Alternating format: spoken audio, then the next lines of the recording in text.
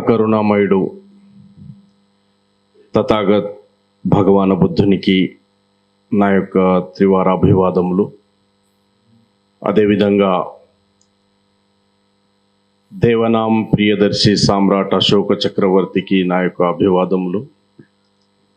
అదేవిధంగా పరం పూజ్య బోధిసత్వ బాబాసాహెబ్ అంబేద్కర్ గారికి నా యొక్క అభివాదములు.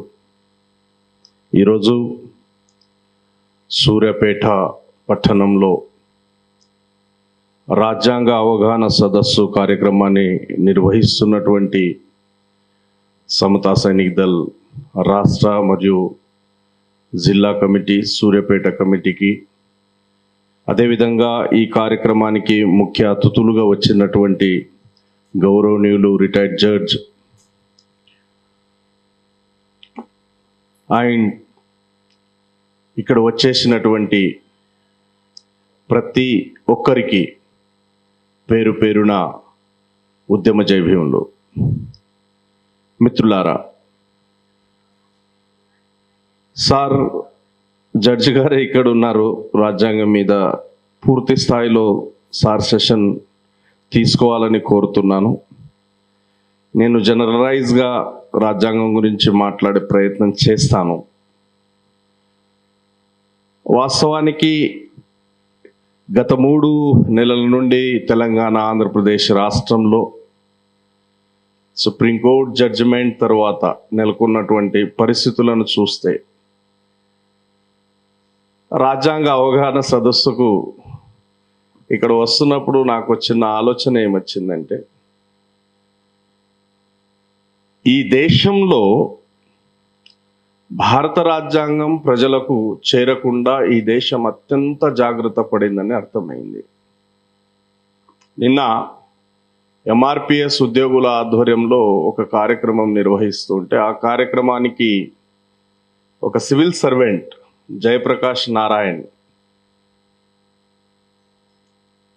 అండ్ యాజ్ వెల్ యాజ్ చాలామంది, ప్రొఫెసర్ హరగోపాల్ గారు కావచ్చు, అదేవిధంగా ప్రొఫెసర్ నాగేశ్వరరావు గారు కావచ్చు, 30 సంవత్సరాల నుండి జర్నలిస్ట్ లమని చెప్పుకుంటున్నటువంటి జర్నలిస్ట్ విఠల్ కావచ్చు, లేదా జర్నలిస్ట్ పృథ్వీరాజ్ కావచ్చు, లేదా అదే వాళ్లకు సంఘీభావం తెలుపుతూ వస్తున్నటువంటి జస్టిస్ చంద్రకుమార్ గారు కావచ్చు, ఇంకా ఇతరులు. నాకు అర్థం కాని విషయం ఏమిటంటే, 1 ఆగస్టు రోజున సుప్రీంకోర్టు ఏదైతే కేటగరైజేషన్ విషయంలో Devender Singh versus state of Punjab విషయంలో ఏదైతే 6 జడ్జిల ధర్మాసనం తీర్పు ఇచ్చింది అని అంటున్నాము, రాజ్యాంగ అవగాహన మేరకు సుప్రీంకోర్టు చరిత్ర మొత్తంలో కూడా ఇటువంటి సంఘటన మనం ఎప్పుడు చూడము. సుప్రీంకోర్టు ఆల్వేస్ భారత రాజ్యాంగానికి లోబడి జడ్జిమెంట్స్ ఇచ్చేది. కొత్త ట్రెండ్ జస్టిస్ చంద్రచూడ్ గారు మొదలుపెట్టారు. ఆయా రాష్ట్రాలు చేయదలుచుకుంటే ఈ విధంగా చేయవచ్చు అని.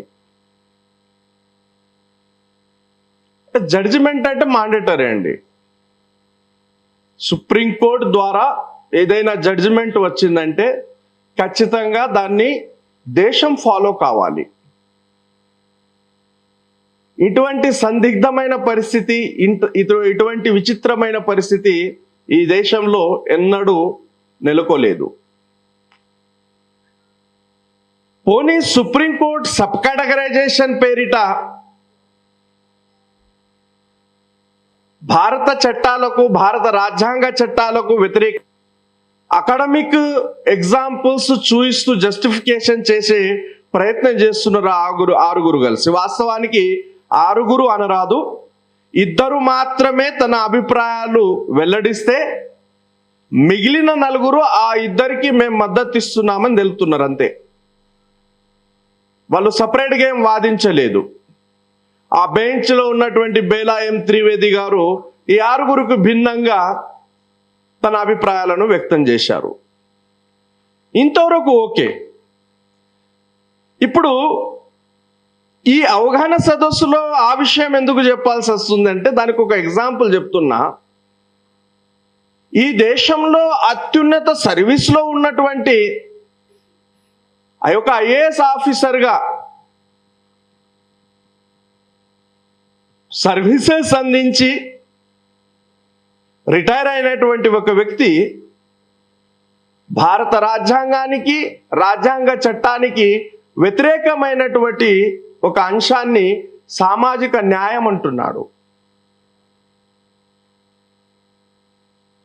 ఈ పౌర సమాజం పేరిట, పౌర హక్కుల నాయకుల పేరిట చలామణి అవుతున్నటువంటి ఈ సోకాల్డ్ ఇంటలెక్చువల్స్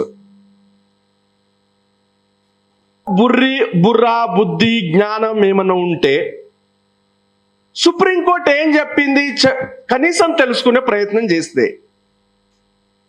ఆ ప్రదర్శనలు చేయరు. నేను ఎందుకు ఆ మాటలు మాట్లాడాల్సి వస్తుందంటే ప్రతి ఒక్కరూ ఈరోజు ఇంటలెక్చువల్గా చలామణి అవుతున్నటువంటి వాళ్ళే రాజ్యాంగం పట్ల వాళ్లకు సరైన అవగాహన లేదు.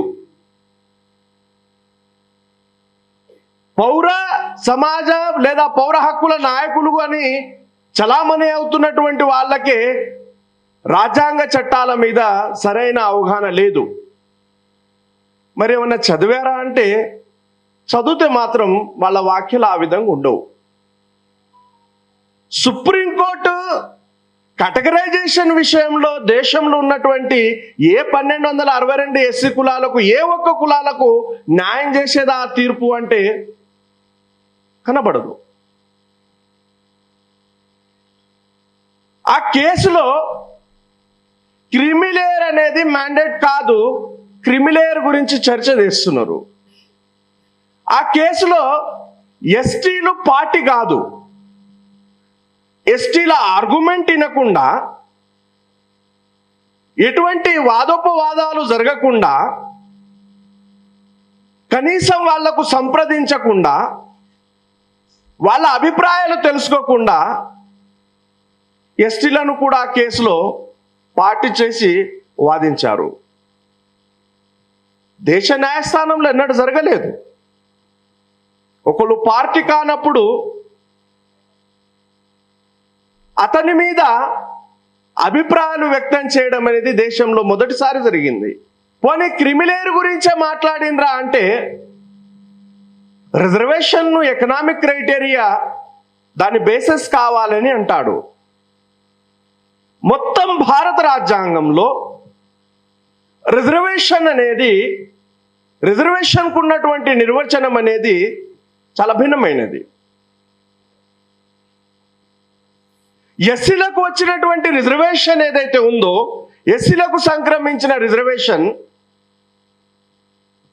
కుల వివక్షత మూలంగా ఏర్పడినటువంటి అసమానతలను తొలగించడానికి, సమాజంలో సమానత్వాన్ని స్థాపించడానికి వచ్చింది. బ్యాక్వర్డ్ క్యాస్ట్ విషయంలో రిజర్వేషన్ను మనం పరిగణలోకి తీసుకుంటే అది సామాజిక వెనుకబాటుతనాన్ని నిర్మూలించి సమాజంలో సమానత్వాన్ని స్థాపించడానికి వచ్చింది. ఎస్టీలకు వచ్చినటువంటి రిజర్వేషన్లను మనం గమనించినట్లయితే సమాజానికి దూరంగా అటవిక ప్రాంతాల్లో ఉండి అభివృద్ధికి నోచుకోనటువంటి అటవిక ఆదిమ జాతి కులాలను సమానత్వం స్థాపించడానికి ట్రైబల్స్కు రిజర్వేషన్ ఇచ్చారు. రిజర్వేషన్ యొక్క క్రైటీరియానే ఎకనామిక్ క్రైటీరియా కాదు. ఎకనామిక్ క్రైటీరియా కానప్పుడు కుండలో బువ్వ ఉంది, దాన్ని సమంగా పంచుకోవాలా, అన్నదమ్ములకు భూమి ఉంటే భూమిని పంచుకుంటలేరా, ఏం నాన్సెన్స్ మాట్లాడుతున్నారు వేదికల మీద వీళ్ళు అంటే వాళ్ళు అక్కడ ఆగలేదు. రిజర్వేషన్ ఒక జనరేషన్కే పరిమితం చేయాలంటున్నారు. రిజర్వేషన్కు టైం బాండ్ విధించాలంటున్నారు. ఆ మొత్తం తీర్పులో 6 ఇచ్చినటువంటి తీర్పులో ఎక్కడ కూడా రాజ్యాంగ చట్టాలకు లోబడి తీర్పు ఇవ్వకుండా అకాడమిక్ ఎగ్జాంపుల్స్ను తీసుకుంటున్నారు. ఏ అకాడమిక్ ఎగ్జాంపుల్ తీసుకున్నారు? ఏబి షహా అనే ఒక ఆంథ్రోపాలజిస్ట్ అంటరాని కులాల్లో కూడా అంటరానితనం ఉందని అతను ఒక పరిశోధన చేస్తున్నాడు. అదేవిధంగా ఒక ఎన్జిఓ నడిపేటటువంటి వ్యక్తి Martin Macwan untouchability within untouchables అని ఆయన ఒక ప్రాజెక్ట్ మీద వర్క్ చేశాడు. ఈ రెండింటినీ ప్రమాణాలు తీసుకొని వీళ్ళు తీర్పిస్తున్నారు. సరే, ఇస్తున్నారు. ఇది హోమోజీనియస్ కాదు, వీళ్ళలో కూడా అంతరాలు ఉన్నాయి. సబ్స్టాన్షియల్ ఈక్వాలిటీ స్థాపించడానికి కేటగరైజేషన్ చేయాల్సిన అవసరం ఉంది అని జస్టిస్ చంద్రచూడ్ అంటున్నాడు. ఇక్కడ వాడినటువంటి వర్డ్ ఏంటంటే, 2 సందర్భాల్లో చెప్తా. ఆయన జస్టిస్ చంద్రచూడ్ చట్టం ఎటువంటిదంటే, వకాలత్ గురించి మాట్లాడాల్సి వచ్చినప్పుడు రీసెంట్లీ ప్రొఫెసర్ నాగేశ్వరరావు వర్గీకరణను సమర్థిస్తూ సుప్రీంకోర్టుకు చెందినటువంటి ఇందిరా సహాని కేసులో ఒక వాదనను తీసుకొస్తూ కేరళకు సంబంధించిన ఒక కేసులో ఒక వాదనను తీసుకొచ్చారు. ఆ కేరళ కేసు వాదనలో ఎక్కడ కూడా సబ్ కేటగరైజేషన్ అంశం రాదు. ఇందిరా సహాని విషయంలో అయితే చాలా క్లియర్గా 9 జడ్జిల ధర్మాసనం ఏమంటుందంటే, ఎస్సీలు ఎస్టీలు హోమోజీనియస్ కమ్యూనిటీ కాబట్టి క్రిమిలేయర్ను వాళ్లకు వర్తించరాదు. దీన్ని ఎగ్జాంపుల్గా ఎస్సీ ఎస్టీలకు తీసుకురాదు అని అంటున్నారు. మరి ప్రొఫెసర్ నాగేశ్వరరావు ఏ బేసిస్ మీద మాట్లాడుతున్నాడో నాకు అర్థం కాని విషయము. అది సామాజిక న్యాయం అని అంటున్నారు. ఇక్కడ అర్థం చేసుకోవాల్సిన విషయం ఏమిటంటే, ఒక చదువులేనటువంటి వ్యక్తి తన నాయకత్వం కొరకు తాను ఆర్థికంగా ఇతర విధాలుగా బలపడ్డానికో ఒక ఎజెండాను తీసుకున్నాడు. ఆ ఎజెండాను గత 30 సంవత్సరాల నుండి దేశంలో ఉన్నటువంటి ప్రతి ఒక్కరూ సమర్థిస్తున్నారు. నీ ఎజెండా లేదా నీ డిమాండ్ న్యాయమైనదైతే, అందులో సామాజిక న్యాయం ఉన్నట్లయితే ఈ 30 సంవత్సరాలు ఎందుకు పోరాటం చేస్తావు? ఈ 30 సంవత్సరాల నుండి ఎందుకు పోరాటం చేస్తావు? ఎప్పుడో జరిగిపోవాలి. నీ ఎజెండా అనేది నీవు సామాజిక న్యాయం పేరిట సమాజానికి నమ్మిస్తున్నటువంటి అంశం ఏదైతే ఉందో అది రాజ్యాంగ చట్టాలకు భిన్నమైనది, వ్యతిరేకమైనది. కాబట్టి 30 సంవత్సరాలైనా అది తెర మీదకి రావట్లేదు. ప్రొఫెసర్ నాగేశ్వరరావు వాళ్ళ తాత మహాత్మా గాంధీ పుట్టొచ్చిన సబ్ కేటగరైజేషన్ చేయలేడు. జరగదు అది. ఈ సుప్రీంకోర్టు 6 జడ్జిలు రాజ్యాంగానికి భిన్నంగా, రాజ్యాంగ చట్టాలకు భిన్నంగా తన అభిప్రాయాలను వ్యక్తం చేస్తున్నప్పుడు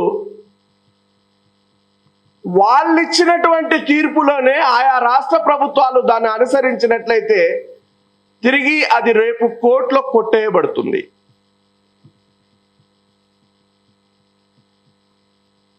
సమాజం కొరకు పీడిత కులాల హక్కుల గురించి పోరాటం చేస్తున్నటువంటి అనేక మంది నాయకులు, అరుణోదయం సంస్థ ఫౌండర్ విమలక్క గారు, వారి మీద నాకు గౌరవం ఉంది కూడా. ఎందుకంటే పాలక భూస్వామ్య కులాలకు వ్యతిరేకంగా అనేక రాజ్యహింసలను సహించి ఒక స్త్రీ ధైర్యంతో పీడితుల పక్షాన నిలబడిందంటే నిజంగా గర్వించదగిన విషయం అది. విమలక్క గారు మాట్లాడుతూ ఏమంటున్నారంటే, నేను ఎక్కడో ప్రోగ్రాంకి వెళ్తున్నాను, ఎవరో కండువలు వేసుకొని వచ్చారు, ఫోటోల కొరకు వచ్చారనుకుంటే వాళ్ళను నానా మాటలతో విమర్శిస్తున్నారని అంటుంది. ఆ సంఘటన నేను చూడలేదు, మీరు రికార్డ్ చేయలేదు, మీ మీద గౌరవం ఉంది, మీరు చెప్తున్నారంటే జరిగే ఉండొచ్చు. అటువంటి భాష వాడచ్చా అని ప్రోగ్రాంలో చెప్తున్న విమలక్క మాలల్ని మనువాదులు, మాలల్ని దోపిడిదారులు,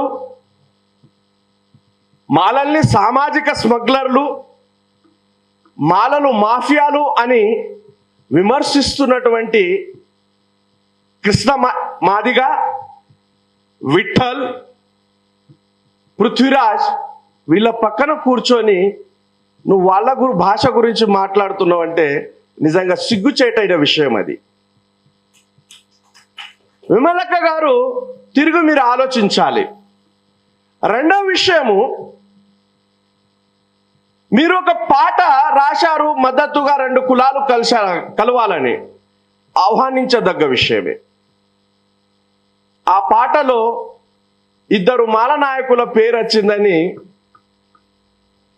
మన సోకాల్డ్ సామాజికవేత్త మంద ఏలియా ఇమ్మీడియట్గా రేస్ అయి చాలా పాటలో క్లియర్గా పార్లమెంట్లో చేయాల్సిన మోడీ సుప్రీంకోర్టు రూపంలో ఎందుకు ఇచ్చిందని ఒక సెంటెన్స్ వస్తే నేను ఈ పాటను వ్యతిరేకిస్తున్నా. అంటే నాకు తెలిసి ఆ సభలకు వస్తున్నటువంటి వాళ్ళు వాళ్ళ మీద గౌరవంతో రావట్లేదు, వాళ్ళ బెదిరింపులతో వస్తున్నారు. నిన్న స్పష్టంగా నాకు అర్థమవుతుంది. గత 30 సంవత్సరాల నుండి వీళ్ళు చేస్తున్నటువంటి బ్లాక్మెయిలింగ్తో వస్తున్నారు. ఆ బ్లాక్మెయిలింగ్కు తలొగ్గే వీళ్ళు పనిచేస్తున్నారనేది చాలా స్పష్టంగా ఆయన ఆ పాటను వ్యతిరేకిస్తున్నా అంటున్నాడు. ఏమడిగింది విమలక్క పాటలో? మోడేని సభకు వచ్చిండు, గవర్నమెంట్ అతని చేతిలో ఉంది, పార్లమెంట్లో చట్టం చేసేది పోయి సుప్రీంకోర్టు ద్వారా ఎందుకు వచ్చినావయ్యా అని అడిగితే తప్పేముంది ఆ పాటలో? ఇప్పుడు నువ్వు సుప్రీంకోర్టు చేసింది యాక్సెప్ట్ చేయవా అంటే, కృష్ణ మాదిగా సుప్రీంకోర్టు చేసింది నువ్వు ఈ జన్మలో కాదు 100 జన్మలు ఎత్తినా దాన్ని అమల్లో చేయలేవు. నువ్వు అమలు తెచ్చినప్పుడల్లా దానికి ఆటంకాలు వస్తున్నాయి. ఇక మాలలు వ్యతిరేకిస్తున్నారు కాబట్టి మాలలు సామాజిక స్మగ్లర్లు అంట. కొత్త పదం వచ్చింది, పృథ్వీరాజ్ అంటాడు డకైట్లంట. ఏమో వాళ్ళ మాటల మీద సీరియస్నెస్ రావట్లేదు. విచిత్రంగా ఇంత అజ్ఞానపు మానవులు ఈ సమాజంలో మేధావులుగా చలామణి అవుతున్నారే, బాధ అనిపిస్తుంది. ఈ సందర్భం ఎందుకు స్టార్ట్ చేశానంటే, భారత రాజ్యాంగ చట్టాలకు వ్యతిరేకంగా నిలబడినటువంటి ఒక మూమెంట్కు ఈ దేశంలో, ఈ రాష్ట్రంలో మేధావులు అని చలామణి అవుతున్నటువంటి సోకాల్డ్ మేధావులు అందులో సామాజిక న్యాయం వెతుకుతున్నారు. మరి ఎలా వెతుకుతున్నారో తెలియదు. ఇక ప్రొఫెసర్ నాగేశ్వరరావు ఏమంటాడంటే, 341 అనేది ఎస్సీ కులాలను గుర్తించడానికి ప్రాతిపాదిక కానీ రిజర్వేషన్ యొక్క ఆధారం కాదు అని అంటాడు. వీటన్నిటిని చూస్తే నేను ఎప్పుడో ఒక సందర్భంలో కాన్స్టిట్యూషన్ అవేర్నెస్ క్యాంపెయిన్ పూణేలో నిర్వహించిన సదస్సులో చెప్పిన ఎగ్జాంపుల్ గుర్తొచ్చింది. ఒక ఇంజనీరింగ్ కాలేజీలో మన సార్ లాగా ఒక ఫేమస్ ఒక అడ్వకేట్ను గెస్ట్గా పిలవడం జరిగింది. ఆయన రాజ్యాంగ చట్టాల మీద మొత్తం మాట్లాడాడు. మాట్లాడిన సందర్భంలో ఇంజనీరింగ్ స్టూడెంట్ ఒక ఆయన నిలబడి మొత్తం అయినాక, సార్ అన్నీ బాగానే చెప్పారు, ఇప్పుడు మాకు కొన్ని డౌట్స్ ఉన్నాయి చెప్పండి అంటే వకాలత్ అంటే ఏంటి అని అడిగాడు ఆయన. ఇంజనీరింగ్ స్టూడెంట్లకు ఆయన వకాలత్ గురించి ఆ లాయర్ మాట్లాడాలి. అయితే ఆయన ఏం చెప్పాడంటే, ఇగో నా దగ్గర ఇద్దరు వ్యక్తులు వచ్చారు. ఒకడు చాలా శుభ్రంగా స్నానం చేసి రెడీ అయి వచ్చాడు, ఇంకోడేమో అపరిశుభ్రంగా స్నానం చేయకుండా వచ్చారు. ఆ ఇద్దరిని నేనేమన్నానంటే, వెళ్ళి చెప్పండి ఆ ఇద్దరిలో స్నానం ఎవరు చేస్తారని అడిగాడు. పాపం అమాయకులు ఇంజనీరింగ్ స్టూడెంట్, చట్టాల మీద నాలెడ్జ్ లేదు కాబట్టి వాళ్ళు ఏమన్నారంటే, అపరిశుభ్రంగా స్నానం చేయకుండా వచ్చినటువంటి వ్యక్తి స్నానం చేస్తాడు సార్, ఈయన ఆల్రెడీ చేశాడు కాబట్టి ఆయన చేయడు అని అంటారు. అప్పుడు లాయర్ ఏమంటాడంటే, చల్ తప్పు ఇది. అపరిశుభ్రంగా ఉన్న వ్యక్తి, అతడి మైండే అటువంటిది, ఆయన ఎప్పుడు శుభ్రంగా ఉండడు కాబట్టి అతడు మాత్రం స్నానం చేయడానికి వెళ్ళాడు. ఆల్రెడీ శుభ్రంగా ఉన్న వ్యక్తి, వీడికి అలవాటు స్నానం చేయడం కాబట్టి చెప్పిన వెంటనే స్నానం చేయడానికి వెళ్ళిండు, ఇతడు మాత్రం వెళ్తాడు అని అన్నాడు. ఇప్పుడు చెప్పండి ఎవడు స్నానం చేయడానికి వెళ్తాడని మళ్ళా అడుగుతాడు. అట్లయితే సార్ మరి శుభ్రంగా ఉన్నటువంటి స్నానం చేసిన వ్యక్తి స్నానానికి వెళ్తాడు అని అంటే, లేదు లేదు తప్పు.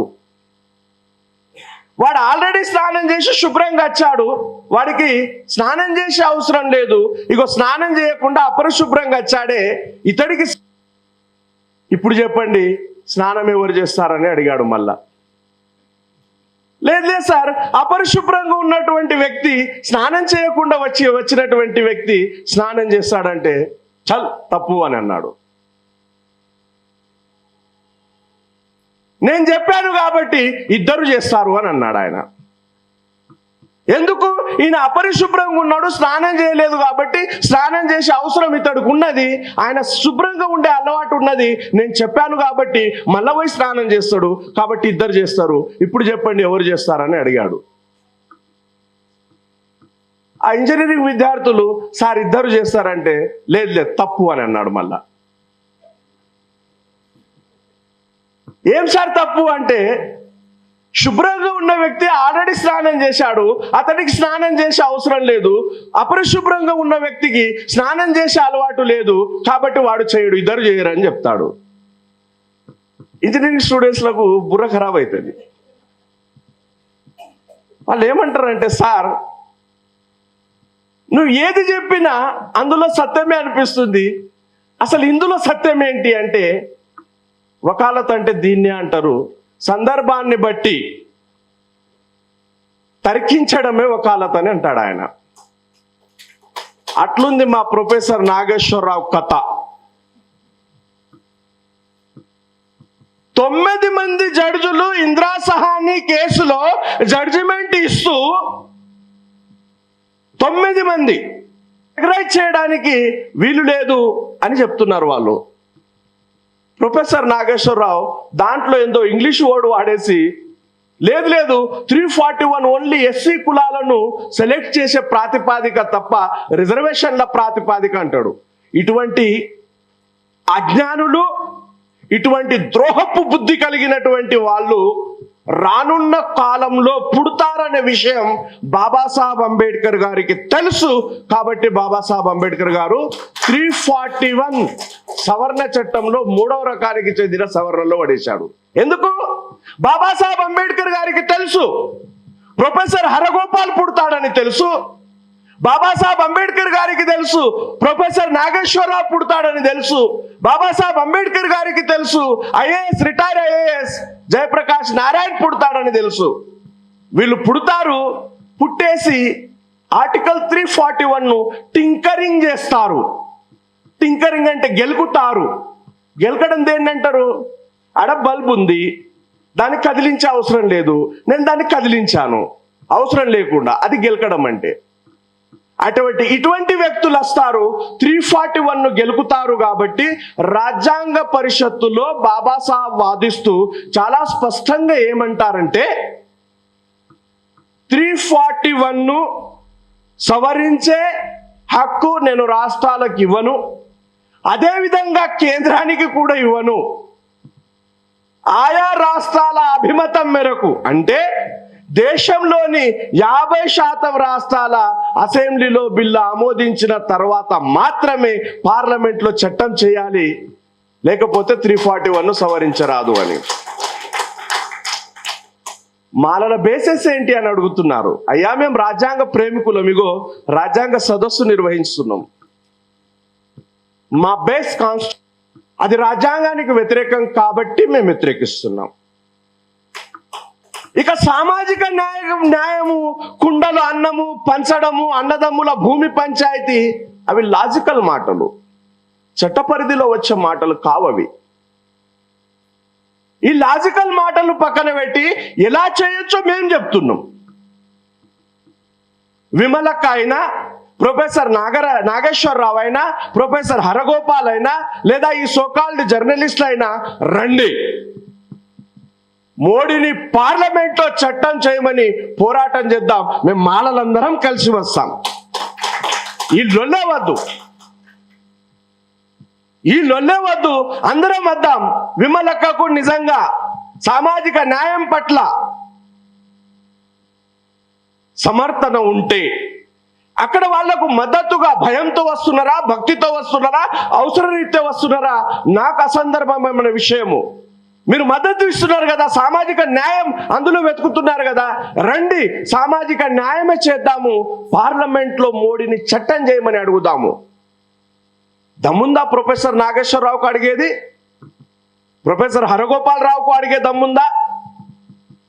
విచిత్రం ఏంటంటే హైకోర్టులో రిటైర్డ్ జడ్జి జస్టిస్ చంద్రకుమార్ ఆ సభకు వచ్చి అందులో సామాజిక న్యాయం వెతికాడే. నిజంగా రాజ్యాంగం ప్రమాదంలో ఉందనే భయం వేసింది నాకు.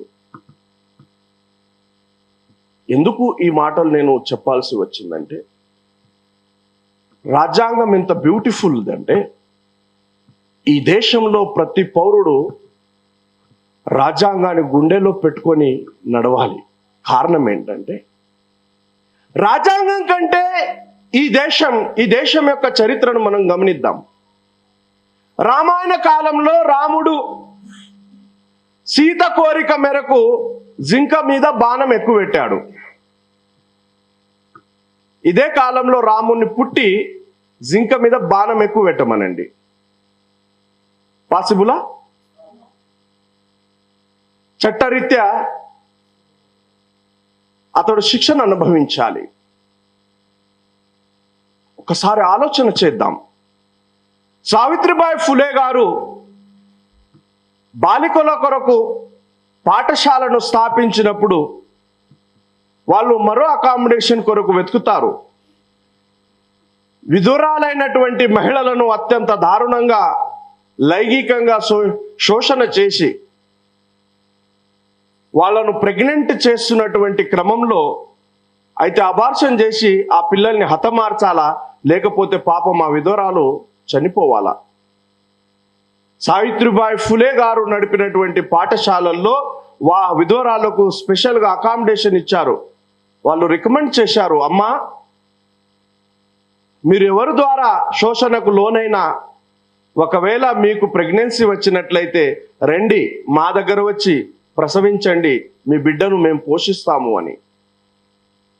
ఈరోజు భార్యాభర్తలు ఇద్దరు సమాజ సమక్షంలో, చట్టాల సమక్షంలో వివాహం చేసుకొని గర్భంలో పిండం నిర్మాణమైన తర్వాత విచక్షణ రహితంగా మేము పిండాన్ని తీస్తా అంటే ఏమవుద్ది?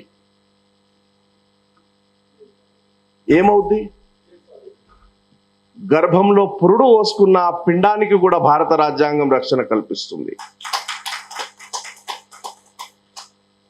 సంస్కృతి పేరిట, ఆచారాల పేరిట ఆడపిల్లల్ని నదుల్లో నీటి ప్రవాహంలో పడేసే ఆచారం ఈ దేశంలో ఉంది. కూడా దాన్ని చట్టం చేశారు.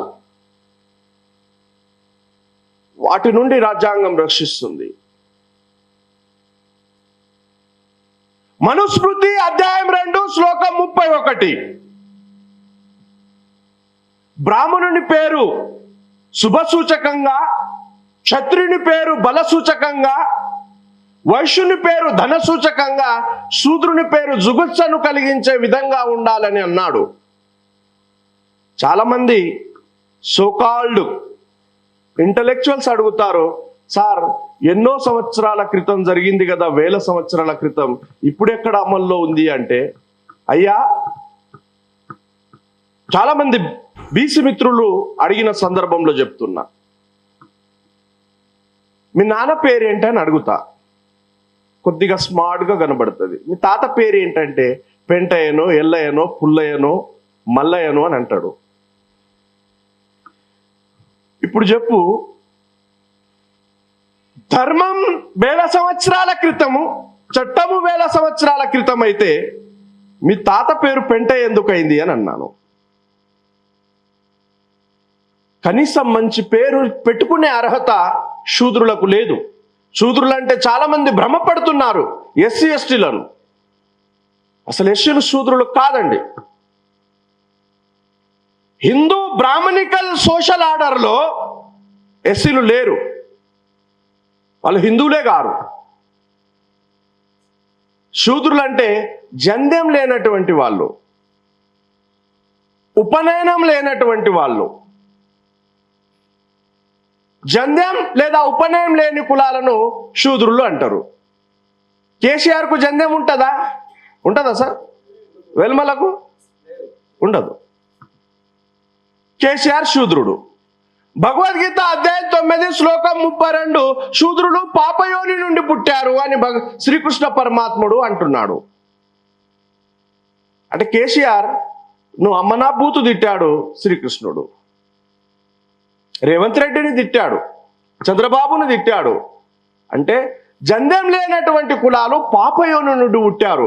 ఇక్కడ నా తల్లులు ఉన్నారు కాబట్టి దాని అర్థం చెప్పను నేను. ఒక ధర్మం శూద్రులకు ఇచ్చిన విలువ అది.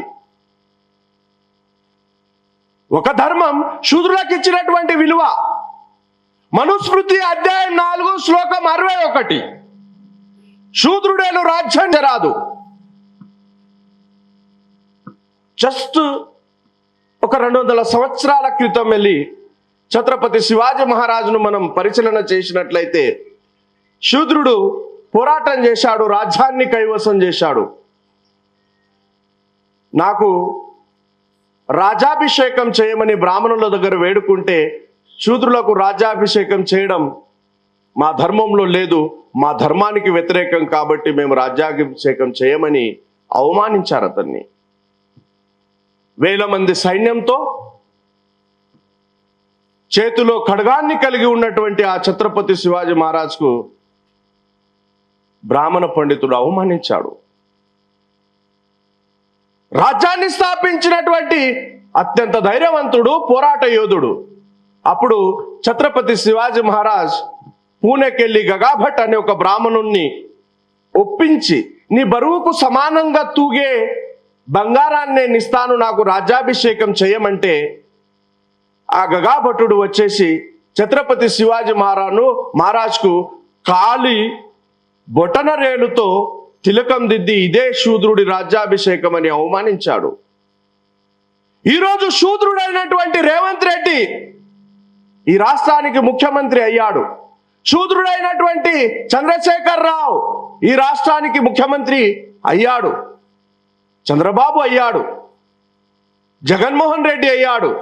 ఈ శూద్రులందరూ మనుస్మృతి అధ్యాయం 4 శ్లోకం 61 ప్రకారము శూద్రులు రాజ్యము అంగీకరించరాదు అని వైదిక బ్రాహ్మణ ధర్మం యొక్క రాజ్యాంగ మనుస్మృతిలో ఉంటే ఈరోజు శూద్రులు రాజ్యంలో రావడానికి ప్రాథమిక కారణం భారత రాజ్యాంగం.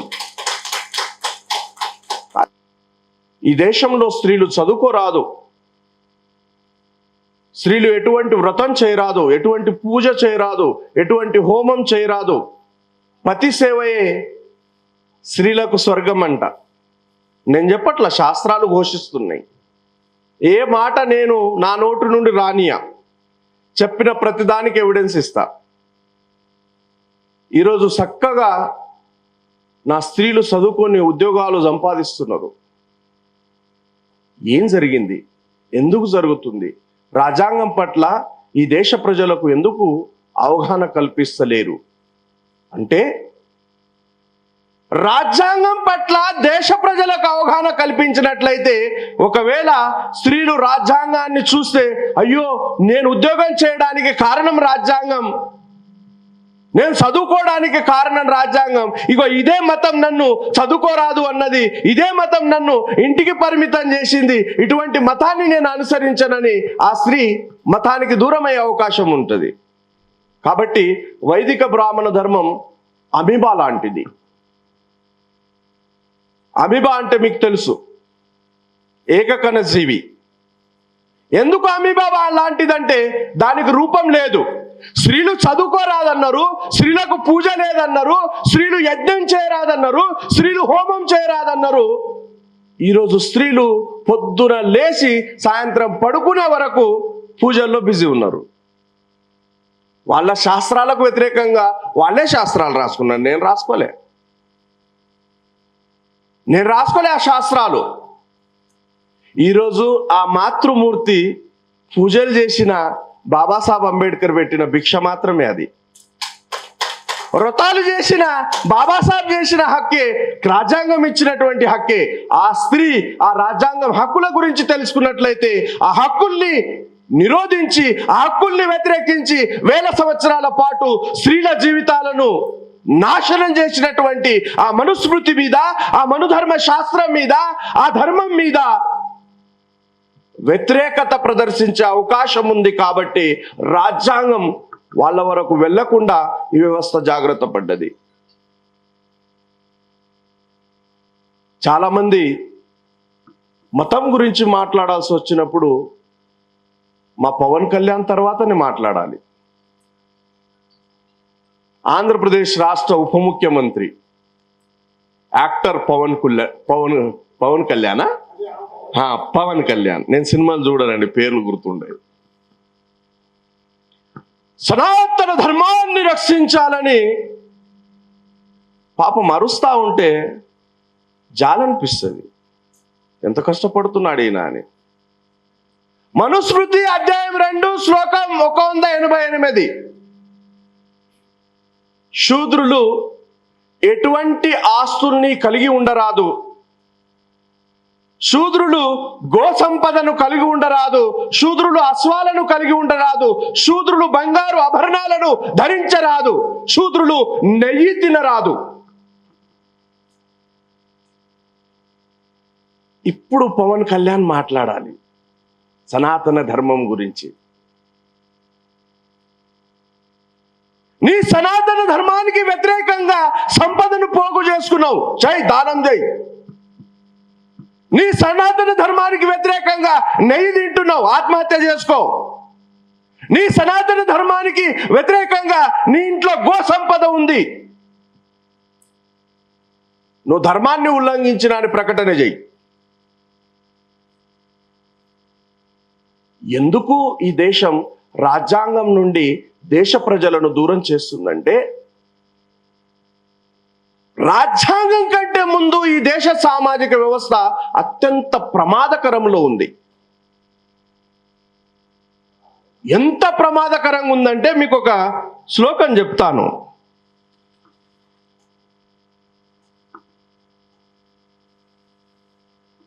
మనుస్మృతి అధ్యాయం 8 శ్లోకం 281, బ్రాహ్మణునితో సమానంగా కూర్చున్న శూద్రుని యొక్క పిర్రలను ఎర్రని ఇనుప చెవ్వలతో కాల్చాలి. ఇది చట్టం అండి. శూద్రులకు కుర్చీల మీద కూర్చునే హక్కును బ్రిటిష్ వాళ్ళు కల్పించారు, చట్టం చేశారు. తర్వాత అనవాయితీగా భారత రాజ్యాంగంలో వచ్చింది. ఈరోజు రాజ్యం ఏలుతున్నటువంటి వాళ్ళు, బ్రాహ్మణుతో సమానంగా కూర్చొని పూజలు చేస్తున్నటువంటి పవన్ కళ్యాణ్ లాంటి వాళ్ళు వైదిక బ్రాహ్మణ ధర్మాన్ని ఉల్లంఘించినందుకు అతని పిరుదుల్ని ఎర్రని కాల్చిన ఇనుప చువ్వలతో కాల్చాలి. ధర్మాన్ని ఉల్లంఘించాడు కదా. ధర్మం నేను చెప్పట్లా, ఈ ధర్మం చెప్తుంది. రాజ్యాంగం కంటే ముందు ఈ దేశంలో ఉన్న రాజ్యాంగం శాసిస్తుంది. ఆ రాజ్యాంగం చెప్తుంది. చాలా మంది అంటున్నారు, ఎక్కడ పోయింది సారా, ఎక్కడ ఉంది ఇప్పుడు ఆ రాజ్యాంగం అని. ఆ రాజ్యాంగం పోదు, వాళ్ళ డిఎన్ఏలో ఇంజెక్ట్ చేయబడ్డది. కారణం ఏంటి? ఒక అమ్మాయికి అబ్బాయిని వివాహం కొరకు చూయించేది ఉంటే ముహూర్తం బ్రాహ్మణుని ద్వారా చూయించాలి. సరైన ముహూర్తంలో వాళ్ళ ఎంగేజ్మెంట్ జరగాలి. సరైన ముహూర్తంలో తాంబూలాలు మార్చుకోవాలి. దాని తర్వాత సరైన ముహూర్తం చూసి వివాహం చేస్తారు. తర్వాత గర్భంలో పిండం పెడితే ఆ పిండానికి గర్భ సంస్కార విధులు బ్రాహ్మణుని ద్వారా చేస్తారు. గర్భం నుండి పిండం బయట రాగానే వాడి జాతకాన్ని చూడడం నుండి మొదలు పెడితే వాడి 21 రోజుల పండుగ, ఈ విధంగా అంటే వివాహం నుండి మొదలైతే అంత్యక్రియల వరకు అతడి జీవితం మొత్తం మనుస్మృతిని నరనరాల్లో జీవం పోసుకున్నటువంటి ఆ వైదిక బ్రాహ్మణ పండితుడి ద్వారా కొనసాగుతుంది. కాబట్టి ప్రతి ఒక్కడి బుర్రలో మనుస్మృతి శాసించబడ్డది. నాకు తెలివి ఉంది, నేను విమర్శించడానికి మాట్లాడట్లా. భారత రాజ్యాంగ చట్టము ప్రాథమిక హక్కులు ఆర్టికల్ 17లో అంటరానితనాన్ని నిషేధించాలి అని చెప్తా ఉంటే ఈరోజు వరకు ఈ దేశంలో అంటరానితనం కొనసాగుతా ఉంది. పోను ఆ రోజు చదువు లేదు, మా వాళ్ళు అజ్ఞానులు కాబట్టి పాటించారని నేటికి సమర్థిస్తున్నటువంటి చాలా మంది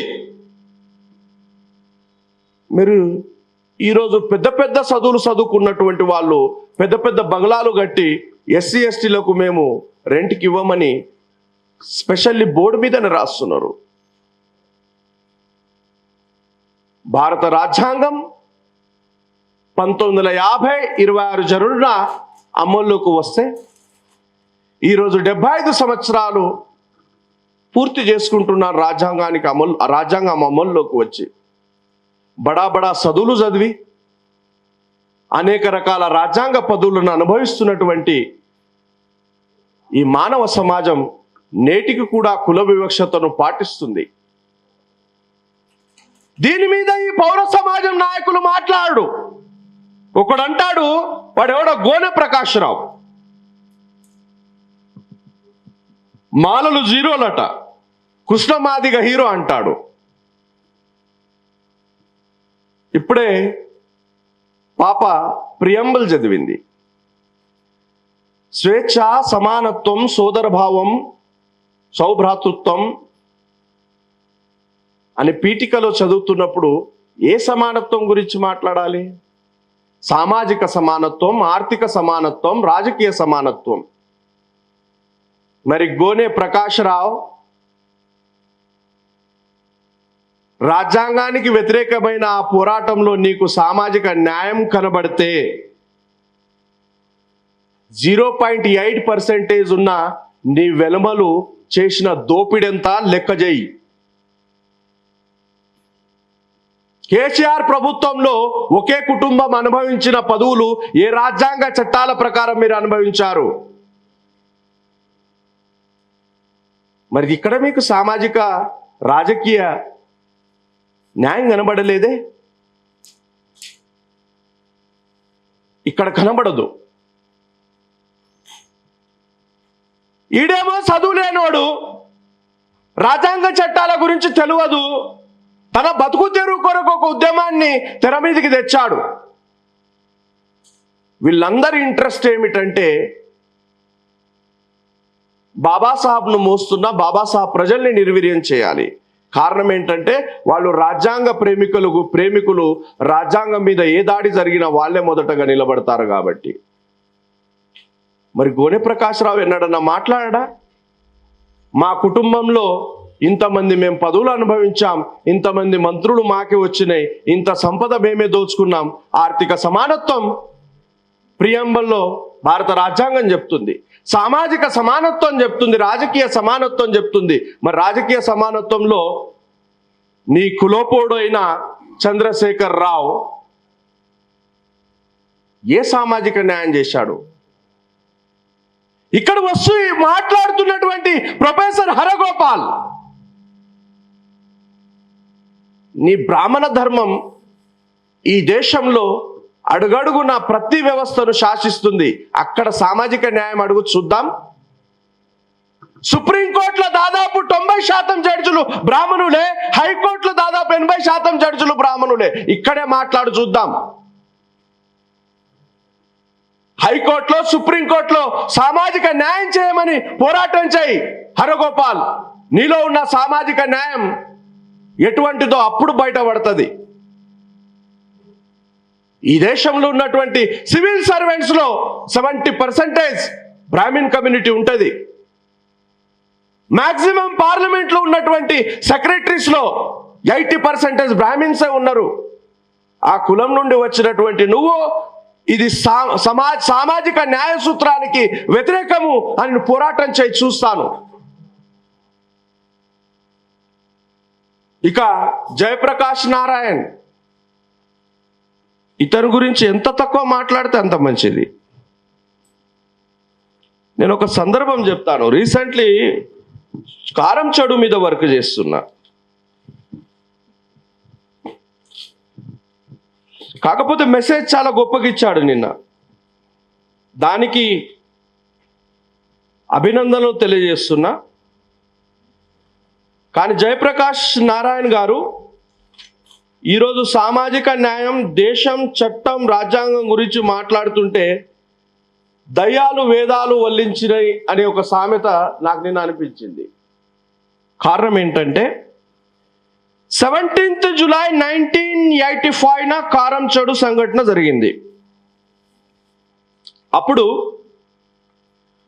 అక్కడ బాధితులకు ఉద్యోగాలు ఇవ్వడం జరిగింది. ఎస్ఆర్ శంకరన్ గారు జిఓఎంఎస్ నంబర్ 29 ప్రకారము ఈ సోకాల్డ్ ఇంటలెక్చువల్ జయప్రకాష్ నారాయణ్ కు ఒక రిప్రజెంటేషన్ ఆర్డర్, జివో అంటే ఆర్డర్, రిప్రజెంటేషన్ కాదు, మరో 12 మందికి ఉద్యోగాలు ఇవ్వాలని ఆర్డర్ ఇస్తే ఇతని కులాహంకారం అక్కడ మాదిగ బిడ్డలకు ఆ ఉద్యోగాలు ఇవ్వడానికి ఆటంకం వచ్చింది. మాలలు పోరాటం చేస్తున్నారు, మాదిగలకు ఉద్యోగం కావాలా, బాధితులకు ఉద్యోగాలు కావాలని. కొంతమందికి ఇచ్చారు, ఇంకా 12 మందికి కావాలన్నప్పుడు ఎస్ఆర్ శంకరన్ గారు అక్కడ క్యాంప్ వేసినప్పుడు డైరెక్ట్ గా ఆ జిల్లా కలెక్టర్ గా ఉన్నటువంటి జయప్రకాష్ నారాయణ్ కు జిఓఎంఎస్ నంబర్ 29 ప్రకారం ఈ 12 మందికి ఉద్యోగాలు ఇవ్వాలంటే ఇతని కులాహంకారం కమ్మ కుల కండకావరం అడ్డొచ్చి ఆ మాదిగ బిడ్డలకు ఉద్యోగాలు ఇవ్వలేదు. ఈరోజు మాదిగ సభలో వచ్చి సామాజిక న్యాయం గురించి మాట్లాడుతున్నాడు. ఇతను పోయిన తర్వాత ఓ కలెక్టర్ వచ్చాడు, ఆయన బ్రాహ్మిన్, సంథింగ్ ఎవరో శాస్త్రి పేరుంది, శాస్త్రి వచ్చిన తర్వాత మళ్ళా మాల లీడర్స్ అందరు వెళ్ళేసి, అయ్యా last collector Jayaprakash Narayan S R Sankaran గారు జిఓఎంఎస్ ఇచ్చిన ఉద్యోగాలు ఇవ్వలేదు, మీరన్నా ఇవ్వండి అంటే అప్పుడు శాస్త్రి గారు ఆ 12 ఉద్యోగాలు ఇస్తే మొత్తం కారం చెడులో 71 ఉద్యోగాలు మాదిగలకు మాలలు ఇప్పించారు. ఈరోజు ఆ మాలలు వీళ్లకు మనువాదులయ్యారు. జయప్రకాష్ నారాయణది ఇంకో సంఘటన చెప్తా. ఇప్పుడు సామాజిక న్యాయం పేరిట ఆ సభలకు వచ్చిన ప్రతి ఒక్కడు నేను చిట్టా ఇప్పితే వీళ్ళ ముఖాలు కూడా ఎక్కడ చూపించడానికి వీలుండదు. అందరి కింద ఒక చీకటి ఉంది. నేను నిన్న మాట్లాడుతుంటే నిజంగా ఒక బ్రహ్మాండమైన స్పీచ్ క్వాలిటీ ఎడ్యుకేషన్ గురించి మాట్లాడు. నేనే అట్రాక్ట్ అయిపోయిన స్పీచ్కు, నేనే అట్రాక్ట్ అయినా. మంచిదే, కానీ నువ్వు ఏ వేదిక మీద వచ్చినావు? రాజ్యాంగ చట్టాలకు వ్యతిరేకంగా సుప్రీంకోర్టులోని 6 జడ్జిలు తీర్పిస్తే అది రేపు మళ్ళా కోర్టు కొట్టేయబడుతుంది, అది శాశ్వతం కాదు. అటువంటి సభకు వచ్చి నువ్వు వేదాలు వల్లించినావు. నీ గతంలో ఇదొక సంఘటన అయితే ఇంకో సంఘటన చెప్తా. ఇతను ప్రకాశం జిల్లా కలెక్టర్గా ఉన్నప్పుడు GOMS నంబర్ 1825/5/12/1984 రిమైండర్ లెటర్ దీనికి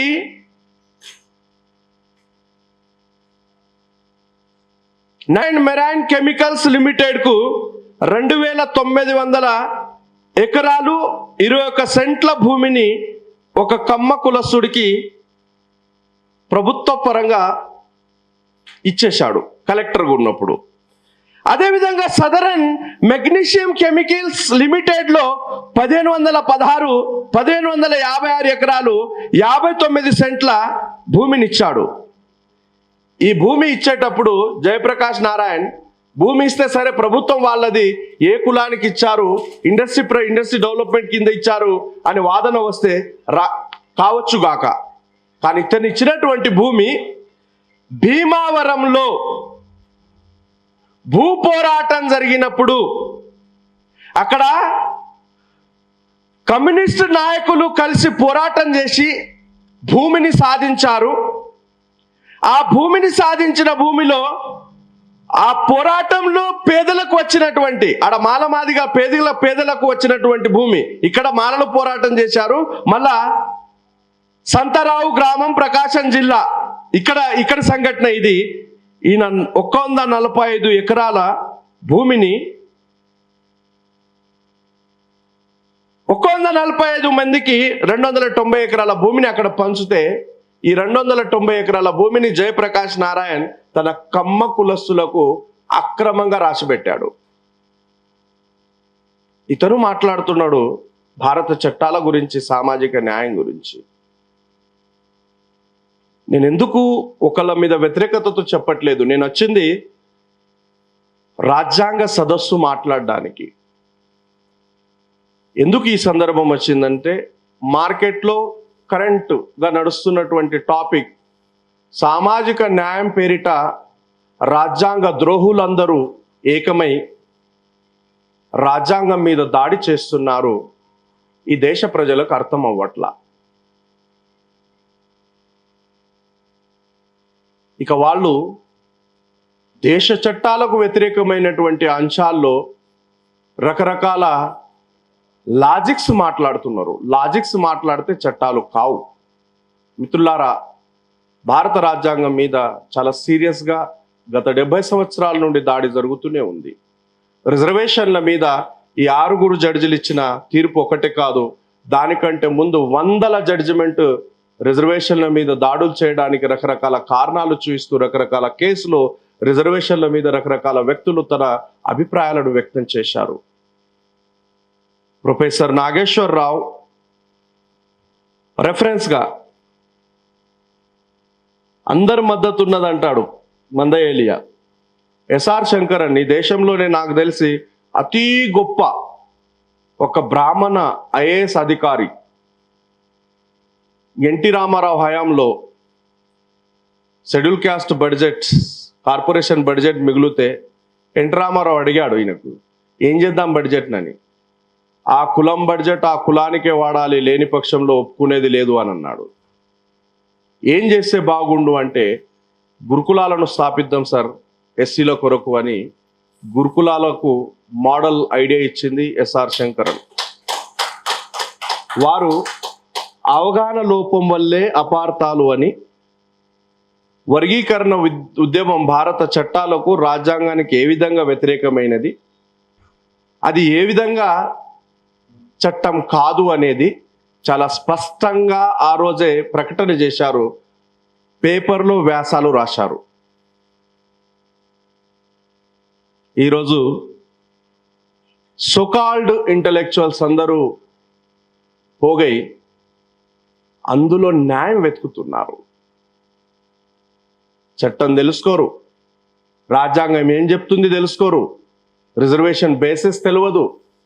అరే, రిజర్వేషన్ యొక్క బేసిసే ఎకనామిక్ క్రైటీరియా కానప్పుడు ఈడబ్ల్యూఎస్ రిజర్వేషన్ ఎందుకు ఇస్తారు అని ఈ నాగేశ్వరరావు అడగడు, ప్రొఫెసర్ హరగోపాలరావు అడగడు, ప్రొఫెసర్ జయధీర్ తిరుమలరావు అడగడు. ప్రొఫెసర్ విశ్వేశ్వరయ్య అడగడు. ఈడబ్ల్యూఎస్ రిజర్వేషన్ భారత రాజ్యాంగం మీద జరిగిన అతిపెద్ద దాడి. అది రాజ్యాంగ స్వరూపానికి విఘాతం కలిగించే చట్టం. అది దీని గురించి వీళ్ళు ఇంటెలెక్చువల్ మాట్లాడలేదే. ఈడబ్ల్యూఎస్ రిజర్వేషన్ అనే కాన్సెప్ట్ భారత రాజ్యాంగం రిజర్వేషన్లకు ఇచ్చినటువంటి డెఫినేషన్కు వ్యతిరేకమైనది. రిజర్వేషన్ అనేది ఎక్కడ కూడా ఎకనామిక్ క్రైటీరియా. అరే ఎవడన్నా ఇంటెలెక్చువల్ మేధావులు అని అంటారు. మళ్ళా అన్నదమ్ములు భూములు పంచుకోవట్లేదా? ఏం మాట్లాడుతున్నారా మీరు? ఏం మాట్లాడుతున్నారు? చట్టం ఏంటి? బాబాసాహెబ్ అంబేద్కర్ గారు చాలా లాజిక్గా చెప్తున్నాడు. ప్రొఫెసర్ నాగేశ్వరరావు ఏమంటున్నాడు? ఎస్సీలలో కూడా వివక్షత ఉంది. ఒక సంఘటన చెప్తున్నాడు. నేను కారులో వెళ్తున్నా, బాబుకు అడిగిన, ఏంటి ఇక్కడున్న ఊర్లో ఎందుకు లేవు అంటే, మా అమ్మ ఎల్లగొట్టింది సార్. ఎందుకు ఎల్లగొట్టిందంటే, నేను తక్కువ కులం అమ్మాయిని పెళ్లి చేసుకున్నా సార్. పెళ్లి చేసుకున్నా కాబట్టి మా అమ్మాయి ఎల్లగొట్టింది. నిజంగా నాకు ఏడుపు వచ్చిందని ముసలి కన్నురు గాలుస్తున్న ప్రొఫెసర్ నాగేశ్వరరావు ఈడబ్ల్యూఎస్ రిజర్వేషన్ మీద ఎందుకు మాట్లాడవును? కులంలో కూడా కుల వివక్షత ఉంది. Untouchability within the untouchable. Justice Chandrachud మాట్లాడుతున్నప్పుడు అది తెలియక చట్టం రూపొందం కాలేదు. బాబాసాహెబ్ అంబేద్కర్ గారికి 1919లో సౌత్ బరో కమిషన్ అయినా, 1927లో సైమన్ కమిషన్ కైనా, 1929 నుండి 30 వరకు రౌండ్ టేబుల్ కాన్ఫరెన్స్లో అయినా, 1932లో పూనా ఒడంబడికలో అయినా బాబాసాహెబ్ చాలా స్పష్టంగా అన్ని కమిటీలు బాబాసాహెబ్కు అడుగుతూ వస్తారు. రిజర్వేషన్ యొక్క క్రైటీరియా క్యాస్టా అని. రిజర్వేషన్ క్యాస్ట్ బేస్ మీదనా అంటే నో, ఇది క్యాస్ట్ బేస్ మీద కాదు. రిజర్వేషన్ ఆర్థిక పరమైనదా అంటే నో, ఇది ఆర్థిక పరమైనది కాదు, ఇది అంటరానితనం ఆధారంగా ఇస్తున్నటువంటి రిజర్వేషన్ అంటాడు. వీళ్ళ బుర్రలు ఏమైనట్టు? 1930 స్టార్ట్ కమిటీ బాబాసాహెబ్ అంబేద్కర్కి అడుగుతుంది, అయ్యా మరి ఇంత పెద్ద లిస్ట్ తెచ్చిన షెడ్యూల్ క్యాస్ట్ది, వీళ్ళందరూ ఒకటే కులమా అంటే లేదు, వీళ్ళందరూ ఒకటి కాదని బాబాసాహెబే చెప్తున్నాడు. మీరు చెప్పేది ఏంటి బొచ్చు? బాబాసాహెబే చెప్తున్నాడు. మరి ఏంటి వీళ్ళందరూ ఏకం కాదన్నప్పుడు? వీళ్ళందరూ ఏకం కాదు అంటే సవర్ణ కులాలకు వీళ్ళ మీద చూయించేంత వివక్షత వీళ్ళ మధ్య లేదు. వీళ్ళు గుడిసెలు ఒకే దగ్గర ఉంటాయి, ఒకటే దగ్గర నీళ్లు తాగుతారు, దాదాపు అన్ని కార్యక్రమాల్లో కలిసే చేస్తారు. వీళ్ళ కల్చర్ కాస్త భిన్నంగా అవడం చేత వివాహాలు ఒకరికొకరు చేసుకోరు. వీళ్ళ మధ్య ఉన్నది చిన్న భేదాభిప్రాయమే. సవర్ణ కులాలు వీరి మీద చూయించేంత వివక్షత ఉండదు. వీళ్ళందరి సమస్య కుల వివక్షత. కాబట్టి ఇది హోమోజీనస్ కమ్యూనిటీ అని బాబాసాహెబ్ అంటున్నారు. ఈ హోమోజీనియస్ కమ్యూనిటీ అని 1950 ప్రెసిడెన్షియల్ ఆర్డర్లో డిక్లేర్ చేయబడ్డది. ఎవడు నాగేశ్వరరావు ఇది హోమోజీనియస్ కమ్యూనిటీ కాదనడానికి? ఎవడు హరగోపాల్? రాజ్యాంగ చట్టాలకు వ్యతిరేకంగా, చరిత్రకు వ్యతిరేకంగా రిజర్వేషన్కు మీ సొంత పైత్యాలను జోడించి రాజ్యాంగం మీద మీరు దాడి చేస్తా ఉన్నారు. ఈ ఒక్క విషయమే కాదు, నిజంగా ఈ దేశంలో ఈ మధ్య జరుగుతున్న పోరాటంలో నాకు చాలామంది, నేను దేశవ్యాప్తంగా బిఎస్ఐలో యాక్టివ్ ఉన్నాను, ఎస్ఎస్డిలో యాక్టివ్ ఉన్నాను. నేను బుద్ధిస్ట్ కాన్ఫరెన్స్కి వెళ్తాను, అంబేద్కరైట్ కాన్ఫరెన్స్కి వెళ్తాను, యాజ్ వెల్ యాజ్ హెల్త్ కాన్ఫరెన్స్కు మిగతా కులాలు పిలుస్తారు. ఎందుకంటే హెల్త్ సైన్స్ మీద చాలా సీరియస్ రీసెర్చ్ చేస్తున్నాను నేను. ఈ వర్గీకరణ అనే అంశం మీద నేను మాట్లాడేటప్పుడు ఒక మీడియాకు చాలా స్పష్టంగా చెప్పిన, అవమానకరం నాలాంటి వాళ్ళు ఈ అంశాన్ని ఎత్తుకోవడం అని. ఎంత రిజర్వేషన్ వాటా ఎంత అండి ఈ దేశ సంపాదనలో? ఈ దేశం యొక్క మొత్తం ఎంప్లాయ్మెంట్ 92% అన్ఆర్గనైజ్డ్ సెక్టార్ నుండి వస్తుంది. 8% మాత్రమే ఆర్గనైజ్ సెక్టార్. ఆ 8%లో 5% ప్రైవేట్ సెక్టార్, 3% గవర్నమెంట్ సెక్టార్, 3%లో 2% బేస్డ్ ఆన్ ప్రమోషన్స్ వస్తుంది, 1% ఎంప్లాయ్మెంట్, గవర్నమెంట్ ఎంప్లాయ్మెంట్. ఆ 1%లో 50% జనరల్ అండ్ 0.5% రిజర్వ్డ్. 0.5%లో 27% బీసీ, 8% ఎస్టీ, 15% ఎస్సీ.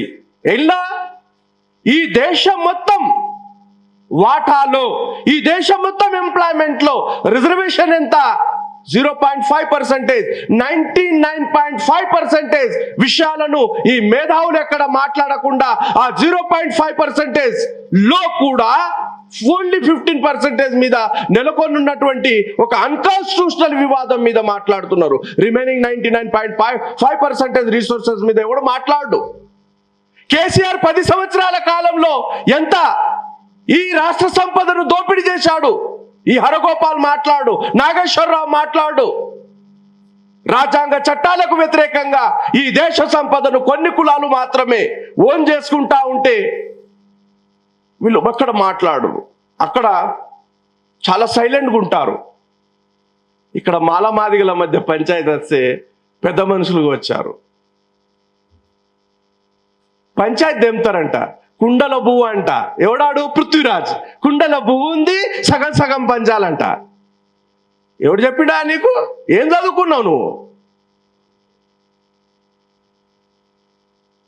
30 ఎకరాల భూమి ఉంది, 3 కొడుకులు సమానంగా పంచుకోవాలా, పెద్దలని తీసుకున్నాడని ఈ విఠల్ అంటాడు. ఏడబెట్టిర్రా మీరు బుర్రలందరూ? కడుపుకు అన్నమే తింటున్నారా? ఈ దేశంలోని 99.5% సంపద మీద ఎవడు మాట్లాడు. ప్రపంచంలోని ఎక్కడ లేని విధంగా ఈ దేశంలో రైతులు ఆత్మహత్య చేసుకుంటున్నారు. ఎంత దౌర్భాగ్యం! ఏ దేశంలో రైతులు ఆత్మహత్య చేసుకుంటున్నారు? ప్రపంచంలోనే సాగ్యోగ్యమైన భూమిలో భారతదేశం 2వ స్థానంలో ఉంటుంది. 185 మిలియన్ల హెక్టార్ల భూమి ఈ దేశంలో సాగ్యోగ్యమైనది. సాగ్యోగ్యమైన భూమికి నీరందే భూమిలో భారతదేశమే మొదటి స్థానంలో ఉంటుంది. 55 మిలియన్ల హెక్టార్ల భూమికి నీరు అందుతుంది. ఇంత సస్యశ్యామలమైన ఈ దేశంలో ప్రతిరోజు రైతులు ఆత్మహత్య చేసుకుంటా ఉంటే ఈ సోకాల్డ్ ఇంటెలెక్చువల్స్ ఎక్కడ రైతు ఆత్మహత్యల గురించి మాట్లాడరు. రైతుల మీద తీసుకొచ్చినటువంటి నల్ల చట్టాల మూలంగా అనేక మంది రైతులు అక్కడ ఉద్యమాలు చేస్తూ చచ్చిపోయారు. దాని గురించి వీళ్ళు మాట్లాడరు. నరేంద్ర మోడీ మానవతావాది అంట. గోద్రా అల్లర్లలో 2000 మందిని పొట్టన పెట్టుకున్నటువంటి ఒక నరహంతకుణ్ణి వీడు మానవతావాది అంటాడు, బాబాసాహెబ్ను కులవాది అంటాడు. మరి ఈ విషయాన్ని ప్రొఫెసర్ నాగేశ్వరరావు అంగీకరిస్తున్నట్ట? ప్రొఫెసర్ హరగోపాల్ అంగీకరిస్తున్నట్ట? అమ్మ విమలమ్మ, నీ మీద గౌరవం ఈ రోజు కూడా ఉంది, రేపు కూడా ఉంటుంది. కారణం మొదటనే చెప్తున్నాను నేను నీకు. మాట్లాడు. మణిపూర్లో క్రైస్తవ మహిళలను నగ్నంగా ఊరేగించినటువంటి బీజేపీ ప్రభుత్వం మీద మాట్లాడు. ఢిల్లీలో కమ్యూనల్ రైట్స్, దేశ చట్టాలకు, దేశ రాజ్యాంగానికి వ్యతిరేకంగా ఈ దేశంలో పరిపాలన చేస్తున్నటువంటి 2000 మంది పొట్టలు పెట్టుకున్నటువంటి ఒక నరహంతకుడు మానవతావాది అవుతాడు. మాలలు మనువాదులు అవుతారు. బాబాసాహెబ్ అంబేద్కర్ కులవాది అవుతాడు. మీరందరూ అతన్ని సమర్థిస్తున్నట్ట? మనం ఆలోచించాలి. మాలల్ని దోషులుగా మిగతా సమాజం నిలబెట్టడానికి దానికి ఒక కారణం ఉంది. మిగతా కులాలకు వీళ్ళ మీద కడుపు మంట ఉంటుంది. కారణం ఏంటంటే మాలోడు గ్రామంలో స్వయం గౌరవంగా, ఇంకో భాషలో చెప్పాలంటే ఆత్మగౌరవంగా బ్రతుకుతాడు. ఆయనకు ఒక్క డ్రెస్ ఉన్నా రాత్రి ఉతుక్కొని ప్రొద్దున ఐరన్ చేసుకొని చాలా శుభ్రంగా ఉండడానికి ప్రయత్నం చేస్తాడు. ఇతడు ఈ పేటెంట్ భూస్వామ్య కులాలకు అయ్యా దూరా అని సరెండర్ కాడు. కాబట్టి ఈ పాలక పెత్తందారి సోకాల్డ్ అగ్రవర్ణ కులాలకు వీళ్ళ మీద ఒక వ్యతిరేకత నిర్మాణమై ఉంది. కాబట్టి మాలల మీద విషం గక్కుతా ఉన్నారు. వీళ్ళు సామాజిక న్యాయం గురించి మాట్లాడే మేధావులట. ఇక సభల పేరు సంఘీభావం, మేధావుల సంఘీభావం. దాన్ని నాకు టైటిల్ ఇవ్వమంటే రాజ్యాంగ ద్రోహుల సంఘీభావం, వెధవల సంఘీభావం అని పెడుతుండే నేను. ఈ దేశం ఎంత ప్రమాదకరమైన స్థాయిలో నెట్టేయబడిందంటే, సంపదను సృష్టించడంలో ఈ ప్రపంచంలోని 26% వరిని భారతదేశం పండిస్తుంది. ఈ ప్రపంచంలోని 25% పప్పు ధాన్యాలను భారతదేశం పండిస్తుంది. ఈ ప్రపంచంలోనే భారతదేశం 22% గోధుమల్ని పండిస్తుంది. ఈ ప్రపంచంలో 90 మిలియన్ టన్నుల పాలను ఉత్పన్నం చేసి భారతదేశం 2వ స్థానంలో ఉంటుంది. అటువంటి దేశంలో పౌష్టికాహార లేమితో ప్రతి సంవత్సరం సుమారు 25 లక్షల మంది పిల్లలు మరణిస్తున్నారు. దీని మీద మాట్లాడరు. రాజ్యాంగంలోని ఆర్టికల్ 45(21)A ప్రకారము ఉచిత ప్రాథమిక నిర్బంధ విద్య ఇవ్వబడ్డది. ఆ విద్యను సర్వనాశనం చేసుకున్నారు. కాన్స్టిట్యూషన్ మీద కౌంటర్ రివల్యూషన్ ఎట్లా జరిగిందంటే, గవర్నమెంట్ సెక్టార్లో ఉన్న విద్యను మొత్తం నాశనం చేశారు. సైమల్టేనియస్గా ప్రైవేట్ విద్యాకరణ మొదలుపెట్టారు. చూడండి ఎంత విచిత్రంగా అంటే, వీళ్ళు చేసేటటువంటి చట్టాలు మీకు అర్థం కాకుండానే మిమ్మల్ని ఎట్లా నాశనం చేస్తాయో. విద్య నుండి దూరం చేసి నేడు ప్రపంచంలోనే అత్యధిక బాల కార్మికులు. ఉచిత నిర్బంధ విద్య కల్పించాలని భారత చట్టం, భారత రాజ్యాంగం చెప్తా ఉంది. ప్రాథమిక హక్కుల్లో దాన్ని అంశంగా తీసుకున్నారు. అటువంటి దేశంలో ఆర్టికల్ 24 ప్రాథమిక హక్కు ప్రకారము బాల కార్మికులు ఉండడం చట్టరీత్యా నేరమని భారత రాజ్యాంగం ఈ దేశానికి డైరెక్ట్ చేస్తే, ఈ ప్రపంచంలోనే అత్యధిక బాల కార్మికులు ఈ దేశంలో కొనసాగుతున్నారు. దీని మీద ఎవడు మాట్లాడు. ఆ చదువును నాసిరకం చదువులు చేసి, ఆ విద్య నుండి పిల్లల్ని దూరం చేసి, భారత రాజ్యాంగం ఆర్టికల్ 47కు వ్యతిరేకంగా ఏం చెప్తుంది ఆర్టికల్ 47? ప్రజల ఆరోగ్యానికి హానిని కలిగించే ఎటువంటి మత్తు పానీయాలను భారత ప్రభుత్వం అమ్మకూడదు. అత్యంత దౌర్భాగ్యమైన స్థితి దేశానిది ఏంటంటే, ప్రభుత్వాలే మద్యంతో ప్రభుత్వాలు నడుపుతున్నారు. భారత చట్టాలకు వ్యతిరేకంగా ఆర్టికల్ 21 నీకు జీవించే హక్కునిస్తుంది. ఏ జీవించే హక్కు? సరైన విద్య, సరైన వైద్యం, సరైన ఆరోగ్యం, సరైన ఉపాధి కలిగి ఉన్నటువంటి జీవించే హక్కు ఇవ్వాలని రాజ్యాంగం ఆర్టికల్ 21 ప్రాథమిక హక్కుల్లో ఈ దేశానికి డైరెక్ట్ చేస్తే నా ఆరోగ్యానికి ధ్వంసం చేసింది. ప్రభుత్వం అమ్మకూడదు అని స్టేట్ డైరెక్టివ్ ప్రిన్సిపల్ ఆర్టికల్ 47లో చెప్తే ఈ దేశమే మత్తు పానీయాలతో నడుస్తా ఉంది.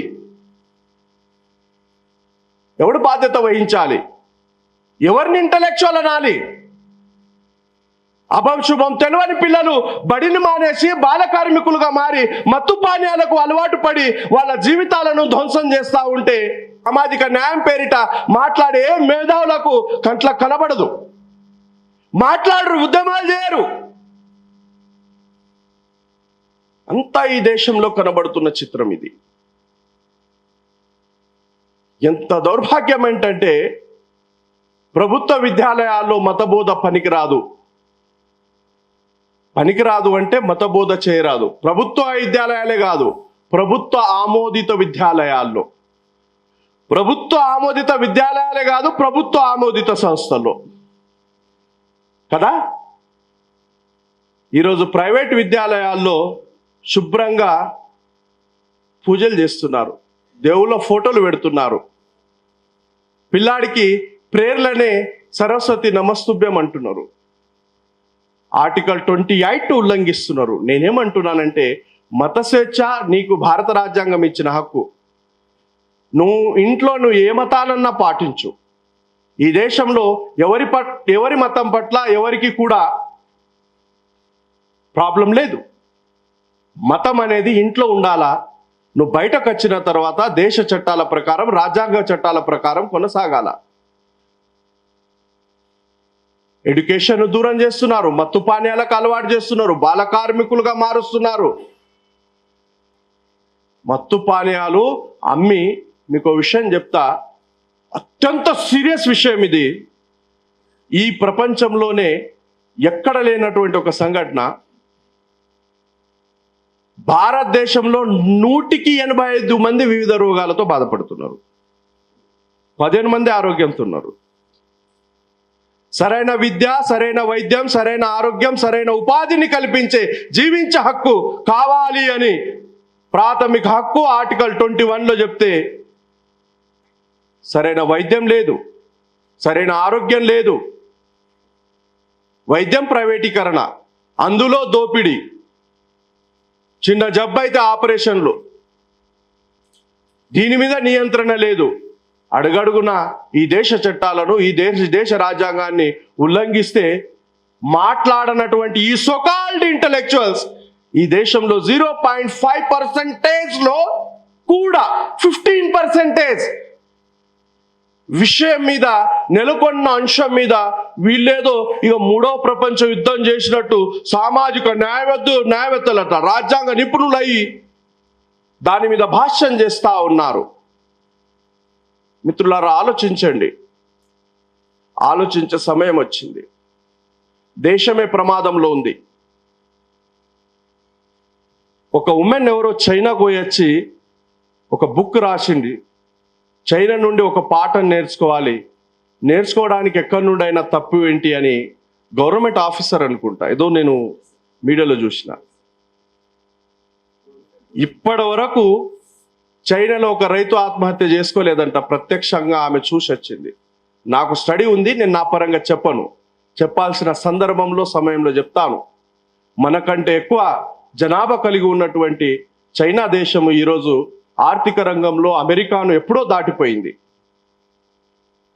నేడు మన దేశం డాలర్ విలువతో పోలిస్తే మన రూపాయి 88కి పడిపోయింది. ఎక్కడ? ఈ ప్రపంచంలోనే సహజ వనరుల్లో, ఖనిజ సంపదలో అమెరికా తర్వాత భారతదేశం 2వ స్థానంలో ఉంటుంది. సహజ వనరుల్లో, ఖనిజ సంపదలో పిల్లలకు ఎంప్లాయ్మెంట్ దొరకక దుబాయ్లో ఆడ కూలీనాలి జనాలుగా జీవిస్తూ ఉన్నారు. ఎవడు బాధ్యత వహించాలి?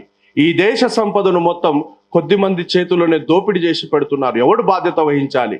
ఈ సోకాల్డ్ ఇంటలెక్చువల్స్గా చలామణి అవుతున్నటువంటి అందరూ, ప్రొఫెసర్ విశ్వేశ్వరరావు అయినా, ప్రొఫెసర్ జయధీర్ తిరుమల రావు అయినా, విఠల్ అయినా, పృథ్వీరాజ్ అయినా, లేదా జయప్రకాష్ నారాయణ అయినా, మొన్న వచ్చిన కోదండ రామరెడ్డి అయినా, ప్రొఫెసర్ హరగోపాల్ అయినా రండి, రిజర్వేషన్లే తీసేద్దాం. మేము Ambedkar Islam ready. 1 condition. 9th December 1946 Babasaheb Ambedkar గారు ఈ దేశానికి ఒక రిప్రజెంటేషన్, కాన్స్టిట్యూయెంట్ అసెంబ్లీలో ఒక రిప్రజెంటేషన్ ఇచ్చారు. ఆ రిప్రజెంటేషన్ లో భూమిని జాతీయకరణం చేయాలి, పరిశ్రమను జాతీయకరణం చేయాలి, ఖనిజ సంపదను జాతీయకరణం చేయాలని అన్నారు. రండి పోరాటం చేద్దాం. చూద్దాం, మీ అగ్రవర్ణాల తెలివిని చూద్దాం, మీ శక్తి సామర్థ్యాలను చూద్దాం, ఎవరిలో దమ్ముందో నిరూపిద్దాం. భూమిని జాతీయకరణం చేయాలని పోరాటం చేద్దాం రండి. అప్పుడు ఎవరికి రిజర్వేషన్లు అవసరం అవుతావో అప్పుడు కాలమే సమాధానం చెప్తుంది. ఖనిజ సంపదను జాతీయకరణం చేయండి, పరిశ్రమలను జాతీయకరణం చేయండి. రండి పోరాటం చేద్దాం. ఆ 2 అంశాలను పక్కన పెట్టండి, భూమి జాతీయకరణం చేద్దాం, మొత్తం రిజర్వేషన్ తీసేద్దాం. ఎవరికి అవసరం లేదు. ఉందా దమ్ము? ప్రొఫెసర్ నాగేశ్వరరావు ఈ దేశంలోనే అత్యధికంగా ఈ దేశాన్ని దోపిడీ చేసి విదేశాల్లో దాచుకున్నది వైశ్యులే. మరి నేను చెప్పట్లా, భారత ప్రభుత్వం ఇచ్చే డాటా చెప్తుంది. ఈ దేశ సంపద ఎవడి చేతిలో పోగై ఉంది? అంబానీ చేతులు. అంబానీ ఎవడు? గుజరాత్ బనియా అదానేవాడు గుజరాత్ బనియా. మరి వాడి దోపిడి గురించి మాట్లాడవే నువ్వు? నీకు దమ్ముంటే రాదు, ధైర్యం రాదు. దేశ సంపదను దోపిడీ చేసి విదేశాల్లో దాచిపెట్టడం చేత ఈ దేశమంతా నాశనం అవుతుంది. దీని గురించి ఎవడు మాట్లాడు? బాబాసాహెబ్ అంబేద్కర్ గారు 9th December 1946 state and minorities అనే రిప్రజెంటేషన్ ఇచ్చారు. ఆ రిప్రజెంటేషన్ ను ఈ సోకాల్డ్ స్వతంత్ర పోరాట యోధులుగా ఈరోజు చలామణి అవుతున్నటువంటి వాళ్ళు ఆ రోజు అంగీకరించలేదు. అయినా ఒక బ్యూటిఫుల్ రాజ్యాంగాన్ని ఇచ్చారు. ఆ రాజ్యాంగ విలువలు, రాజ్యాంగ హక్కులు దేశ ప్రజలకు తెలియకుండా ఈ దేశం అత్యంత జాగ్రత్తగా సంస్కృతి పేరిట, మతం పేరిట ప్రతిరోజు వాడి గర్భంలో ఉన్నప్పటి నుండి వాడు చచ్చిపోయినాక కూడా పిండాలు పెట్టేదాకా కూడా వదలట్లేదు. ఇక వాడెప్పుడు బయటపడేది? అంటే మనుస్మృతి శాసనాలు, చట్టాలు వీళ్ళ నరనరాల్లో కొనసాగుతున్నాయి. కాబట్టి 75 సంవత్సరాల రాజ్యాంగ పాలనలో కూడా చదువుకున్న దుర్మార్గులు ఈరోజు కుల వివక్షతను పాటిస్తున్నారు. వాళ్ళు నిజంగా నైతికత వాళ్ళకుంటే, వాళ్ళలో నిజంగా నైతిక విలువలుంటే వాళ్ళు ఆలోచించాలి. మతం పేరిట, ధర్మం పేరిట, సంస్కృతి పేరిట మా తాత ముత్తాతలు పాపం వీళ్ళ తాత ముత్తాతల శ్రమను దోపిడీ చేసి పోగు చేసుకున్న సంపత్తిరా ఇది అని వీళ్ళు ఆలోచన చేయాలి. కనీసం నైతికత ఉంటే. అర్హత లేదు వాళ్లకు, సంపదను సృష్టించే అర్హత లేదు, శక్తి సామర్థ్యాలు లేవు. సంపదను సృష్టించింది ఇక్కడ శ్రామికులైతే పోగు చేసుకున్నది సవర్ణ కులాలు. వాళ్ళు ఈ శ్రామికులను చూసి జాలిపడాలి. ఈ 75 సంవత్సరాల్లో మా తాత ముత్తాతలు చేసిన ద్రోహానికే కదరా వీళ్ళ బతుకులు ఇట్లా మారినాయి, వీళ్ళ మీద మనం అన్యాయం చేయడం ఏంటి, వీళ్ళ మీద వివక్షత చూపించడం ఏంటి అని వీళ్ళకి ఆలోచన రావాలి. కానీ ఈ దుర్మార్గులకు రాదు. ఎందుకంటే మనుస్మృతి వాళ్ళ నరనరాల్లో జీవించుకొని ఉంది కాబట్టి మిత్రులారా ఆలోచన చేయండి. చాలా విషయాలు ఉన్నాయి, కానీ నాకు మరో కార్యక్రమం యాదాద్రిలో ఉంది.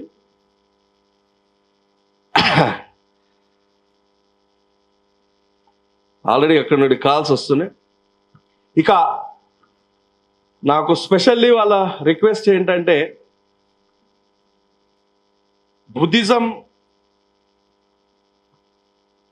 బుద్ధిజం యొక్క రోల్, బాబాసాహెబ్ ఎందుకు బుద్ధిజం వైపు వెళ్ళారు?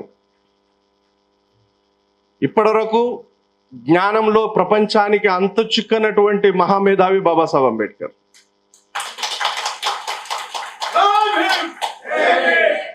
మా మందయేలి అంటాడు, బాబాసాహెబ్ మాలల నాయకుడు అంటాడు. విషయం ఏంటంటే మందయేలి అలాంటి వాళ్ళు లక్షల మంది, కోట్ల మంది పుట్టిన ఆయన కీర్తిని ఎక్కడ తగ్గియలేరు. పెద్ద పెద్ద విశ్వవిద్యాలయాలే బాబాసాహెబ్ విగ్రహాలను పెట్టుకొని ఆదర్శంగా తీసుకొని ఈరోజు బాబాసాహెబ్ను ప్రపంచ మేధావిగా కీర్తిస్తున్నాయి. ఏలియలు పుడతారనే విషయం బాబాసాహెబ్కి ఎప్పుడో తెలుసు. కానీ విషయం ఏమిటంటే అంతటి మహోన్నత వ్యక్తి బౌద్ధం వైపు ఎందుకు వెళ్ళారంటే ఒకే ఒక వాక్యంలో ఒక 5 నిమిషాలు క్లోజ్ చేస్తాను. ఈ ప్రపంచానికి జ్ఞానభిక్ష పెట్టింది బౌద్ధమే. చాలామంది మా వేదాలను దోచుకున్నారు, వేదాల్లో ఉన్న జ్ఞాన సంపత్తిని ఈరోజు మెల్లగా బయట తీస్తున్నారు అంటున్నారు. ఆర్గ్యుమెంట్ చేస్తే చూడండి ఎట్లుంటాయి ఆర్గ్యుమెంట్స్. ఏముందిరా వేదాలు అంటే, పుష్పక విమానం అప్పుడే ఉంది, మరి ఎందుకురా ఈ విమానం ఎక్కుతావు, పుష్పక విమానం తయారు చేయరాదని నా అంటాడు అడిగితే. విషయము వేదాలు దోచుకున్నారు, జ్ఞానం అక్కడిదని మిమ్మల్ని భ్రమలో ఉంచడానికి కారణం ఏంటంటే బౌద్ధం తెలుసుకోవద్దని. నేను చెప్పడం కాదు, 7వ శతాబ్దంలో వచ్చిన హుయాన్సాంగ్ అనే ఒక చైనా విద్యార్థి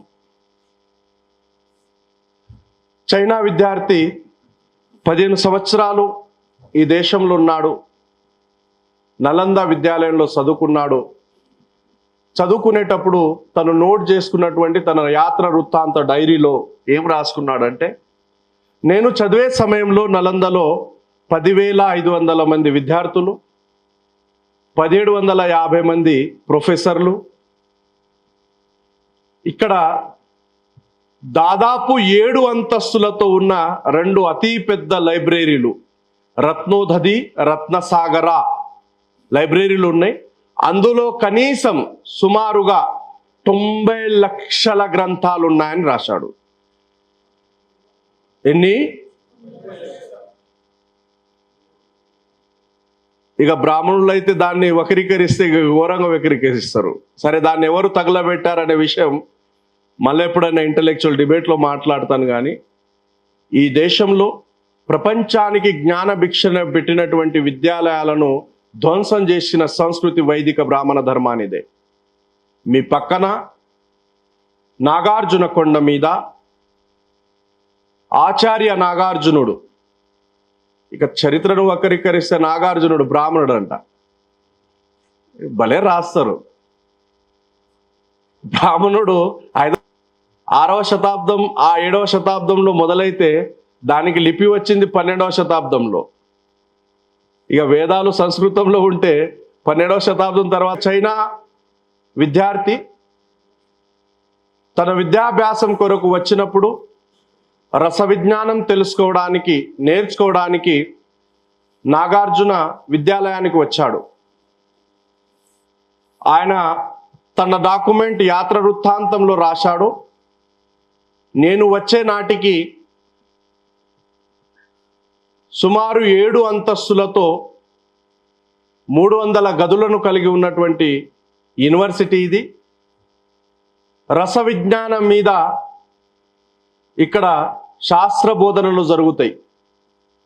ఈరోజు ఆయుర్వేదిక్లో రస విజ్ఞానం అత్యంత ప్రముఖమైనది. ఆయుర్వేదిక్ డెవలప్మెంట్లో రస విజ్ఞానమే చాలా కీలక పాత్ర పోషించింది. అనేక రోగాలు పూర్తి స్థాయిలో జెనెటిక్ రోగాలను కూడా ఛాలెంజ్ చేసే రస విజ్ఞానాన్ని జీవం పోసింది ఇక్కడ. ఆ ఆచార్య నాగార్జున యూనివర్సిటీలో పాహియాన్ చెప్తున్న దాని ప్రకారము ఇక్కడ శ్రీలంక, కొరియా, చైనా, జపాన్ మొదలగు దేశాల నుండి విద్యార్థులు చదువుకుంటున్నారు అని రాశాడు 4th సెంచరీలో. అంటే బాబాసాహెబ్ అంబేద్కర్ గారు బౌద్ధం వైపు రావడానికి కారణం కేవలం చాలామంది కుల వివక్షత, అంటరాని కులాలకు వివక్షత నుండి తీయడం కాదు, ఈ దేశాన్ని పునర్నిర్మాణం చేయడానికి బౌద్ధం వైపు అడుగులు వేశారు. కారణం ఏంటంటే 1800 సంవత్సరాల పాటు ఈ ప్రపంచానికి జ్ఞానభిక్ష పెట్టినటువంటి భారతదేశం ఆ తర్వాత జ్ఞానంలో ఎంత దూరంలో ఉంది అంటే, దేశానికి స్వాతంత్రం వచ్చే నాటికి ఈ దేశం యొక్క అక్షరాస్యత 8% మాత్రమే. 92% ప్రజల్ని నిరాక్షరాస్యులు చేసిన దుర్మార్గులు ఎవరు? ఎవరి సంస్కృతి నాశనం చేసింది? ఈ దేశ ప్రజలను. ప్రపంచానికే జ్ఞాన భిక్ష పెట్టినటువంటి నలంద, తక్షశిల, వల్లాభి, నాగార్జున విశ్వవిద్యాలయాలు, మన దగ్గర అమరావతి విశ్వవిద్యాలయము, ఇలాంటి అనేక విద్యాలయాలు వెలిసినటువంటి క్రమంలో ఆ విద్యాలయాలను ధ్వంసం చేసి ఈ దేశాన్ని వర్ణంలో విభజిస్తూ చాలామంది 90% దేశ ప్రజలకు సామాజిక, రాజకీయ, ఆర్థిక న్యాయం లేకుండా వాళ్ళ జీవితాలను ఒక మతం, ఒక సంస్కృతి పీడిస్తుంది. కాబట్టి వాళ్లకు సమానంగా, సగౌరవంగా జీవించే నైతిక విలువలతో ఉన్న జీవన మార్గాన్ని ఇచ్చే బౌద్ధ ధర్మాన్నే నేను స్థాపిస్తే ఈ దేశం రానున్న కాలంలో తిరిగి తన పూర్వవైభవాన్ని స్థాపిస్తుందనే ఆలోచన బాబాసాహెబ్ది. బాబాసాహెబ్ అంత పెద్దటి దేశభక్తుడు ఈ దేశంలో ఎవడు కాలేదు. ఎంతటి దూరదృష్టి అంటే కులాల పేరిట, వర్ణ వ్యవస్థ పేరిట సమాజంలో నెలకొన్నటువంటి అసమానతలను తొలగిస్తూ ఈరోజు ఈ దేశంలో వచ్చిన ప్రధాన సమస్య ఏంటంటే చదువుకున్నటువంటి వాళ్ళు కూడా రాజ్యాంగ చట్టాలకు వ్యతిరేకంగా ఎందుకు ప్రవర్తిస్తున్నారంటే వాళ్ళు మోస్తున్నటువంటి సంస్కృతి వాళ్లకు నైతిక విలువలు చెప్పట్లేదు. వాళ్ళ కుటుంబాల్లో నైతిక విలువలు లేవు. నైతికత లేనటువంటి నైతిక విలువలు అంటే దాన్ని బుద్ధిజంలో వినయ అంటాం, క్రమశిక్షణ అంటాం, డిసిప్లిన్ అంటాం. నైతిక విలువలు లేనటువంటి వాళ్ళు కుర్చీలో కూర్చొని రాజ్యాంగాన్ని అమలు చేస్తూ ఉంటే ఈ దేశం ఇలానే తగలబడుతుంది. కులాన్ని బట్టి న్యాయం, పైసల్ని బట్టి న్యాయం ఈ దేశంలోనే కొనసాగుతుంది. నైతిక విలువలు కలిగి ఉండే మానవ సమాజాన్ని స్థాపించినట్లయితే ఇటువంటి నాశనం మానవ సమాజం జరగదనే ఆలోచన బాగా సాగుతుంది. ఎందుకు చెప్తున్నానంటే నేను మహర్ కులంలో పుట్టిన వ్యక్తిగా చిన్నప్పటి నుండి నాకు తెలిసి తెలియక బుద్ధుడు బాబాసాహెబ్ తప్ప చూడలేదు. చదువులేనటువంటి మా పేరెంట్స్ బుద్ధుని బాబాసాహెబ్ని తప్ప ఏ సంస్కృతిని మాకు అలవాటు చేయలేదు. ఒక సందర్భంలో నేను కెమిస్ట్రీ లెక్చరర్గా పనిచేస్తున్నప్పుడు మాకు రిలేషన్లో మామ అవుతాడు, ఆయన ఎక్సైజ్ సిఐగా నేను పనిచేస్తున్న ఏరియాలో వచ్చాడు. అప్పుడు ఈ వైన్ షాప్ అనుమతులు లైసెన్స్ ఎక్సైజ్ స్టేషన్ పరిమితుల్లోనే ఉంది. మీకు ఐడియా ఉండవచ్చు, రీసెంట్లీ మారింది ఇది. నాకు ఒకరోజు కాలేజ్ వచ్చి నాది కెమిస్ట్రీ సబ్జెక్ట్, నా కెమిస్ట్రీ ల్యాబ్లో పర్సనల్గా ఇద్దరం కూర్చొని ఒకరొకరు బాగోగులు మాట్లాడిన తర్వాత రే ఎట్లాగో నేను ఇక్కడ ఉన్నాను, ఉద్యోగం నాది ఇక్కడనే, 2 వైన్ షాపులకు పెట్టుబడి నేను ఇస్తాను, అనుమతి నేను ఇస్తాను, పెట్టుకోరా అన్నాడు. నేను ఒకటే మాట అన్నాను, నువ్వు పాటించకపోతే నాకు ఎటువంటి బాధ లేదు, నేను బౌద్ధాన్ని పాటిస్తాను, నేను నీ ఆఫర్ను తిరస్కరిస్తున్నానన్నాను.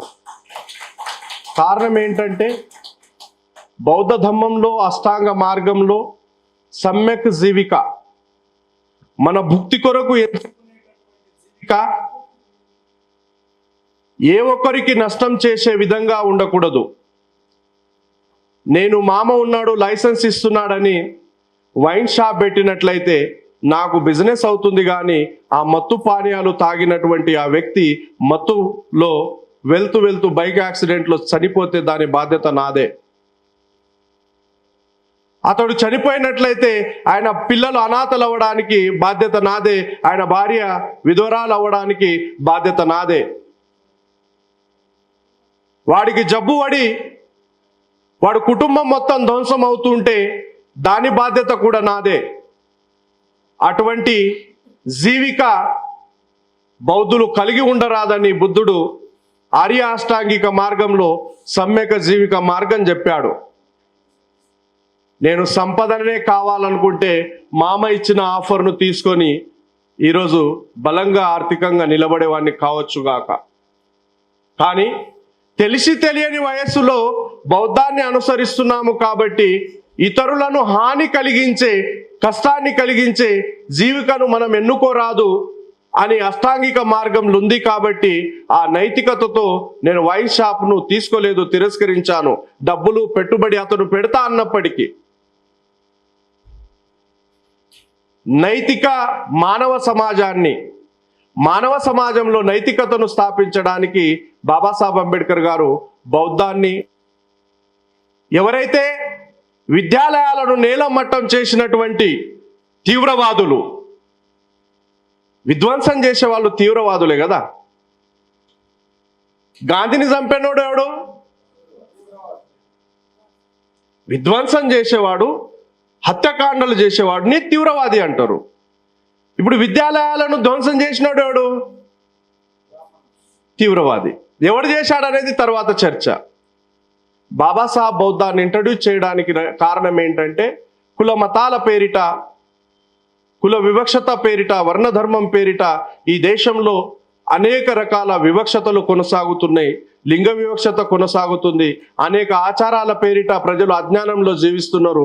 బౌద్ధ మార్గం ద్వారా ఒక మంచి జీవనాన్ని కొనసాగిస్తారని, మంచి జీవన విలువలను కలిగి ఉంటారని, మంచి క్రమశిక్షణను కలిగి ఉంటారని, నైతికతతో జీవిస్తారని బాబాసాహెబ్ అంబేద్కర్ గారు బుద్ధుడిని తిరిగి ఈ దేశంలో జీవం పోయడం జరిగింది. మనం రాజ్యాంగంలో పీఠిక మీద ప్రమాణం చేశాము. ఆ ప్రమాణంలో స్వేచ్ఛ, సమానత్వం, సోదరభావం, సమన్యాయం ఈ సూత్రాలు బుద్ధుడిచ్చినవే. బాబాసాహెబ్ అంబేద్కర్ గారు రాజ్యాంగంలో బుద్ధుడిని తిరిగి చక్రం ఇక్కడ ఉంది. అది బౌద్ధంలోనిదే. అశోకుని సింబల్ అని చాలా మంది భ్రమపడతాం. దాని పేరు అశోక చక్రం. అశోకుడు ఇచ్చిన చక్రం కాదు అది. అశోక చక్రం అంటే బౌద్ధ జీవన విధానంలో జరా నుండి మరణం వరకు దుఃఖానికి కారణాలు మొత్తం స్టెప్స్. ప్రత్యుత్య కారకారిణి సిద్ధాంతంలో అజ్ఞానం నుండి జరా మరణం వరకు 12, దానికి రివర్స్గా ప్రాక్టీస్ చేయడం 12, మొత్తం 24 ఆకులతో ధమ్మచక్రం ఉంటుంది. అంటే అశోక అంటే అర్థం ఏంటి? శోకం నుండి బయటకు తీసుకొచ్చేటటువంటి చక్రం ఇది. ఇంకో విషయం, సరే ఒక మతాన్ని కించపరచడానికి చెప్పను కానీ ప్రపంచ మానవ జాతి కళ్యాణం కొరకు ఆలోచించే ఒక వ్యక్తిగా చెప్తాను. విషయం ఏమిటంటే, ఈ ప్రపంచంలో ఉన్న మానవ సమాజానికి ఏం కావాలి? ఒక్క మాటలో సమాధానం ఇవ్వండి.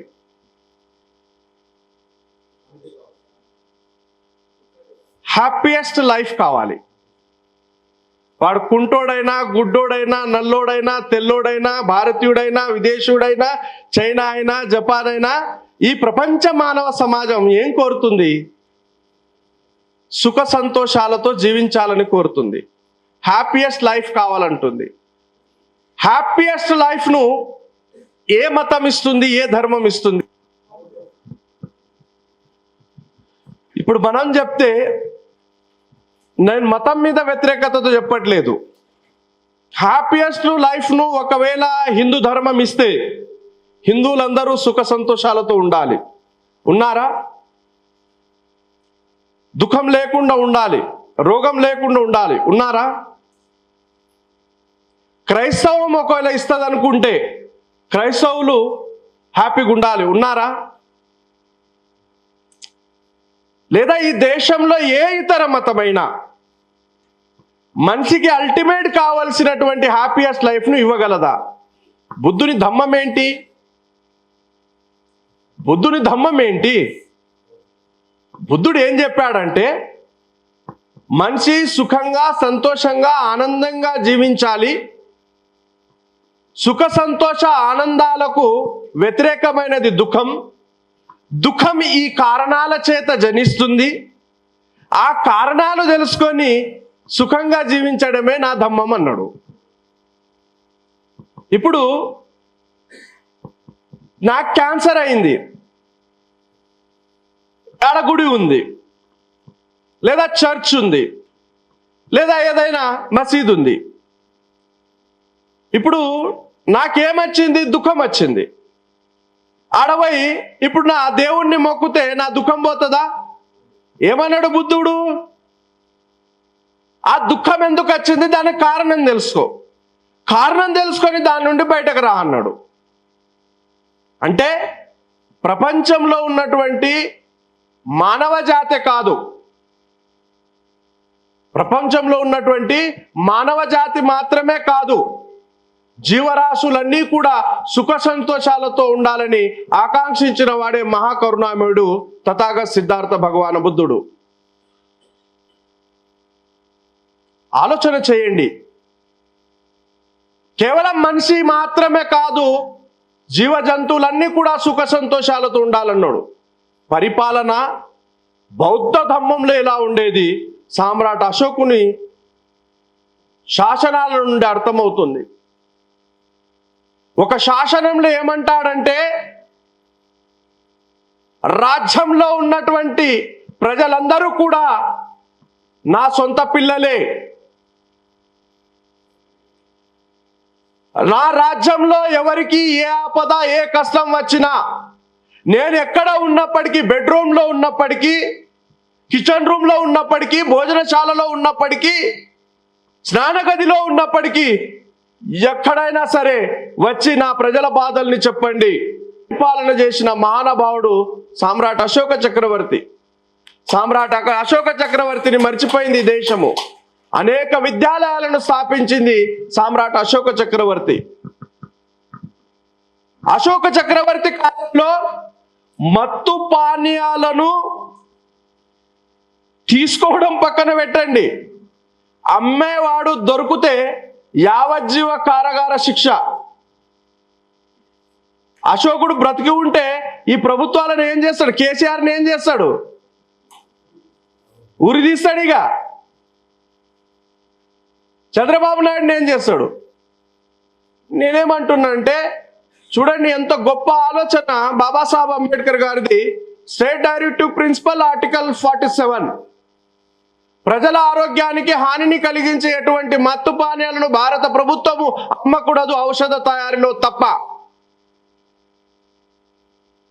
అని ఎంత స్పష్టంగా చెప్తే, ఈ పాలక కులాలు రకరకాల మత్తు పానీయాలు అమ్మి దాని ట్యాక్సెస్ మీద ఈ దేశాన్ని నడుపుతున్నారు. తాగేటోడు దొరుకుతాడు, అయిపోయింది. అశోకుని కాలంలో ఎంత నైతిక విలువలతో ఒక పరిపాలన కొనసాగింది. సోనేకి చిడియాగా ఈ దేశానికి ఉన్న పేరు గుప్తుల కాలం తీసుకున్నారు. ఇప్పుడు నాగార్జున యూనివర్సిటీ గురించి ఈ దేశంలో ఎవరికి తెలియదు, కానీ పాహియాన్ రాశాడు. 4th సెంచరీలో చైనా నుండి వచ్చిన పాహియాన్ నాగార్జున యూనివర్సిటీ మీద రాశాడు. ఈ దేశం ఏం చేసింది? నాగార్జున యూనివర్సిటీని నేలమట్టం చేసింది, నలంద యూనివర్సిటీని తగలబెట్టింది, తక్షశిల యూనివర్సిటీని నేలమట్టం చేసింది, విక్రమ్శీలను తగలబెట్టింది, వల్లాభిని ఆక్రమించి ఈరోజు శ్రీకృష్ణుడి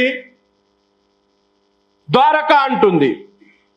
ఆ సముద్ర గర్భంలో ఉన్నది వల్లాభి పట్టణం, వల్లాభి విద్యాలయం. అనేక రకాల అనిసెంట్ బుద్ధిస్ట్ ప్లేసెస్ను ఆక్రమణ చేసి రకరకాల పౌరాణిక కథలతో ప్రజల్ని అజ్ఞానంలో నెట్టేసి ఈ దేశాన్ని బలహీనపరిచింది బ్రాహ్మణీయ హిందూ వ్యవస్థ. నేను ఒక మతం మీద వ్యతిరేకత చెప్పట్లేదు. ఒక దేశభక్తుడిగా ఈ దేశంలోని ప్రతి పౌరుడు సగౌరవంగా జీవించడానికి భారత రాజ్యాంగం అనేక చట్టాలు నిర్మాణం చేసినప్పటికీ ఈ దేశంలో ఉన్నటువంటి పాలక కులాలు ఆ రాజ్యాంగ చట్టాలను సరిగ్గా అమలు చేయక ఇప్పటివరకు ఈ దేశంలో రాజ్యాంగం కేవలం 1% కూడా అమలు కాలేదు. నేను ఒక్కటే మాట అంటున్నా, ఈ పాలక కులాలకు 100% పక్కన పెట్టండి, 25% దేశ రాజ్యాంగాన్ని ఇంప్లిమెంట్ చేయండి. అమెరికాను ఒక 4 సంవత్సరాలు దాటిపోతుంది భారతదేశం. ఓన్లీ 25%. మిత్రులారా, అంత గొప్ప రాజ్యాంగం ఈరోజు పరిపాలన లేదు అంటే, అంత గొప్ప రాజ్యాంగం కల్పించినటువంటి హక్కులు ఈ దేశ ప్రజలకు నోచుకోలేదంటే, ఈ దేశ ప్రజలు మతం మత్తులో అజ్ఞానంతో జీవించడం కారణం చేత మన హక్కుల కొరకు పోరాటం చేయాలి, రాజ్యాంగ చట్టాల కొరకు పోరాటం చేయాలి, దేశ ప్రజల్ని రాజ్యాంగం హక్కుల మీద చైతన్యం కల్పించాలి. మన దేశ యొక్క పూర్వ సంపత్తి ఏమిటి, మన దేశం యొక్క ప్రాచీన సంస్కృతి ఏమిటి, ఎందుకు పతనమయ్యాం, తిరిగి ఈ దేశంలో ప్రపంచంలో అగ్ర రాజ్యాంగం నిలబెట్టడానికి దేశ పౌరుడిగా మన బాధ్యత ఏమిటి, ఈ విధంగా దేశ పౌర సమాజాన్ని చైతన్యం చేస్తూ భారత రాజ్యాంగ విలువల్ని హక్కుల్ని కాపాడుకునే ప్రయత్నం సమతా సైనిక దళ రూపంలో ఎల్లవేళలా నేను చేస్తూనే ఉంటా. ఈ కార్యక్రమానికి అత్యంత శ్రమతో అనేక కష్టాలు ఉంటాయి ఒక ఆర్గనైజర్కు. నన్ను ఇంత దూరం లేదు, నా మీద 4 సార్లు అలిగి నువ్వు రాకపోతే ప్రోగ్రామ్ పెట్టుపో అని వార్నింగ్ ఇచ్చి చివరికి బ్లాక్మెయిల్ చేసి నన్ను రప్పించిన సైదులు గారికి, అడ్వకేట్ నరేందర్ గారు ఆ రోజు హైదరాబాద్లో కలిసి లేదు దాని ఇంపార్టెన్స్ చెప్పే వరకు అప్పటి వరకు నేను రాను అనుకుంటూనే ఉన్నా, ఎందుకంటే షెడ్యూల్స్ చాలా టైట్ ఉన్నాయి. ఇక తప్పదు, నన్ను బలవంతంగా బ్లాక్మెయిల్ చేసి మాత్రం తేవడంలో సైదులు సక్సెస్ అయ్యారని చెప్తూ, ఇంత ఓపికతో విన్న మీ అందరికీ మరోసారి ఉద్యమ జైభీములు తెలుపుతూ సెలవు తీసుకుంటాను. Thank you. జై భీమ్, జై బుద్ధ, జై భారత్.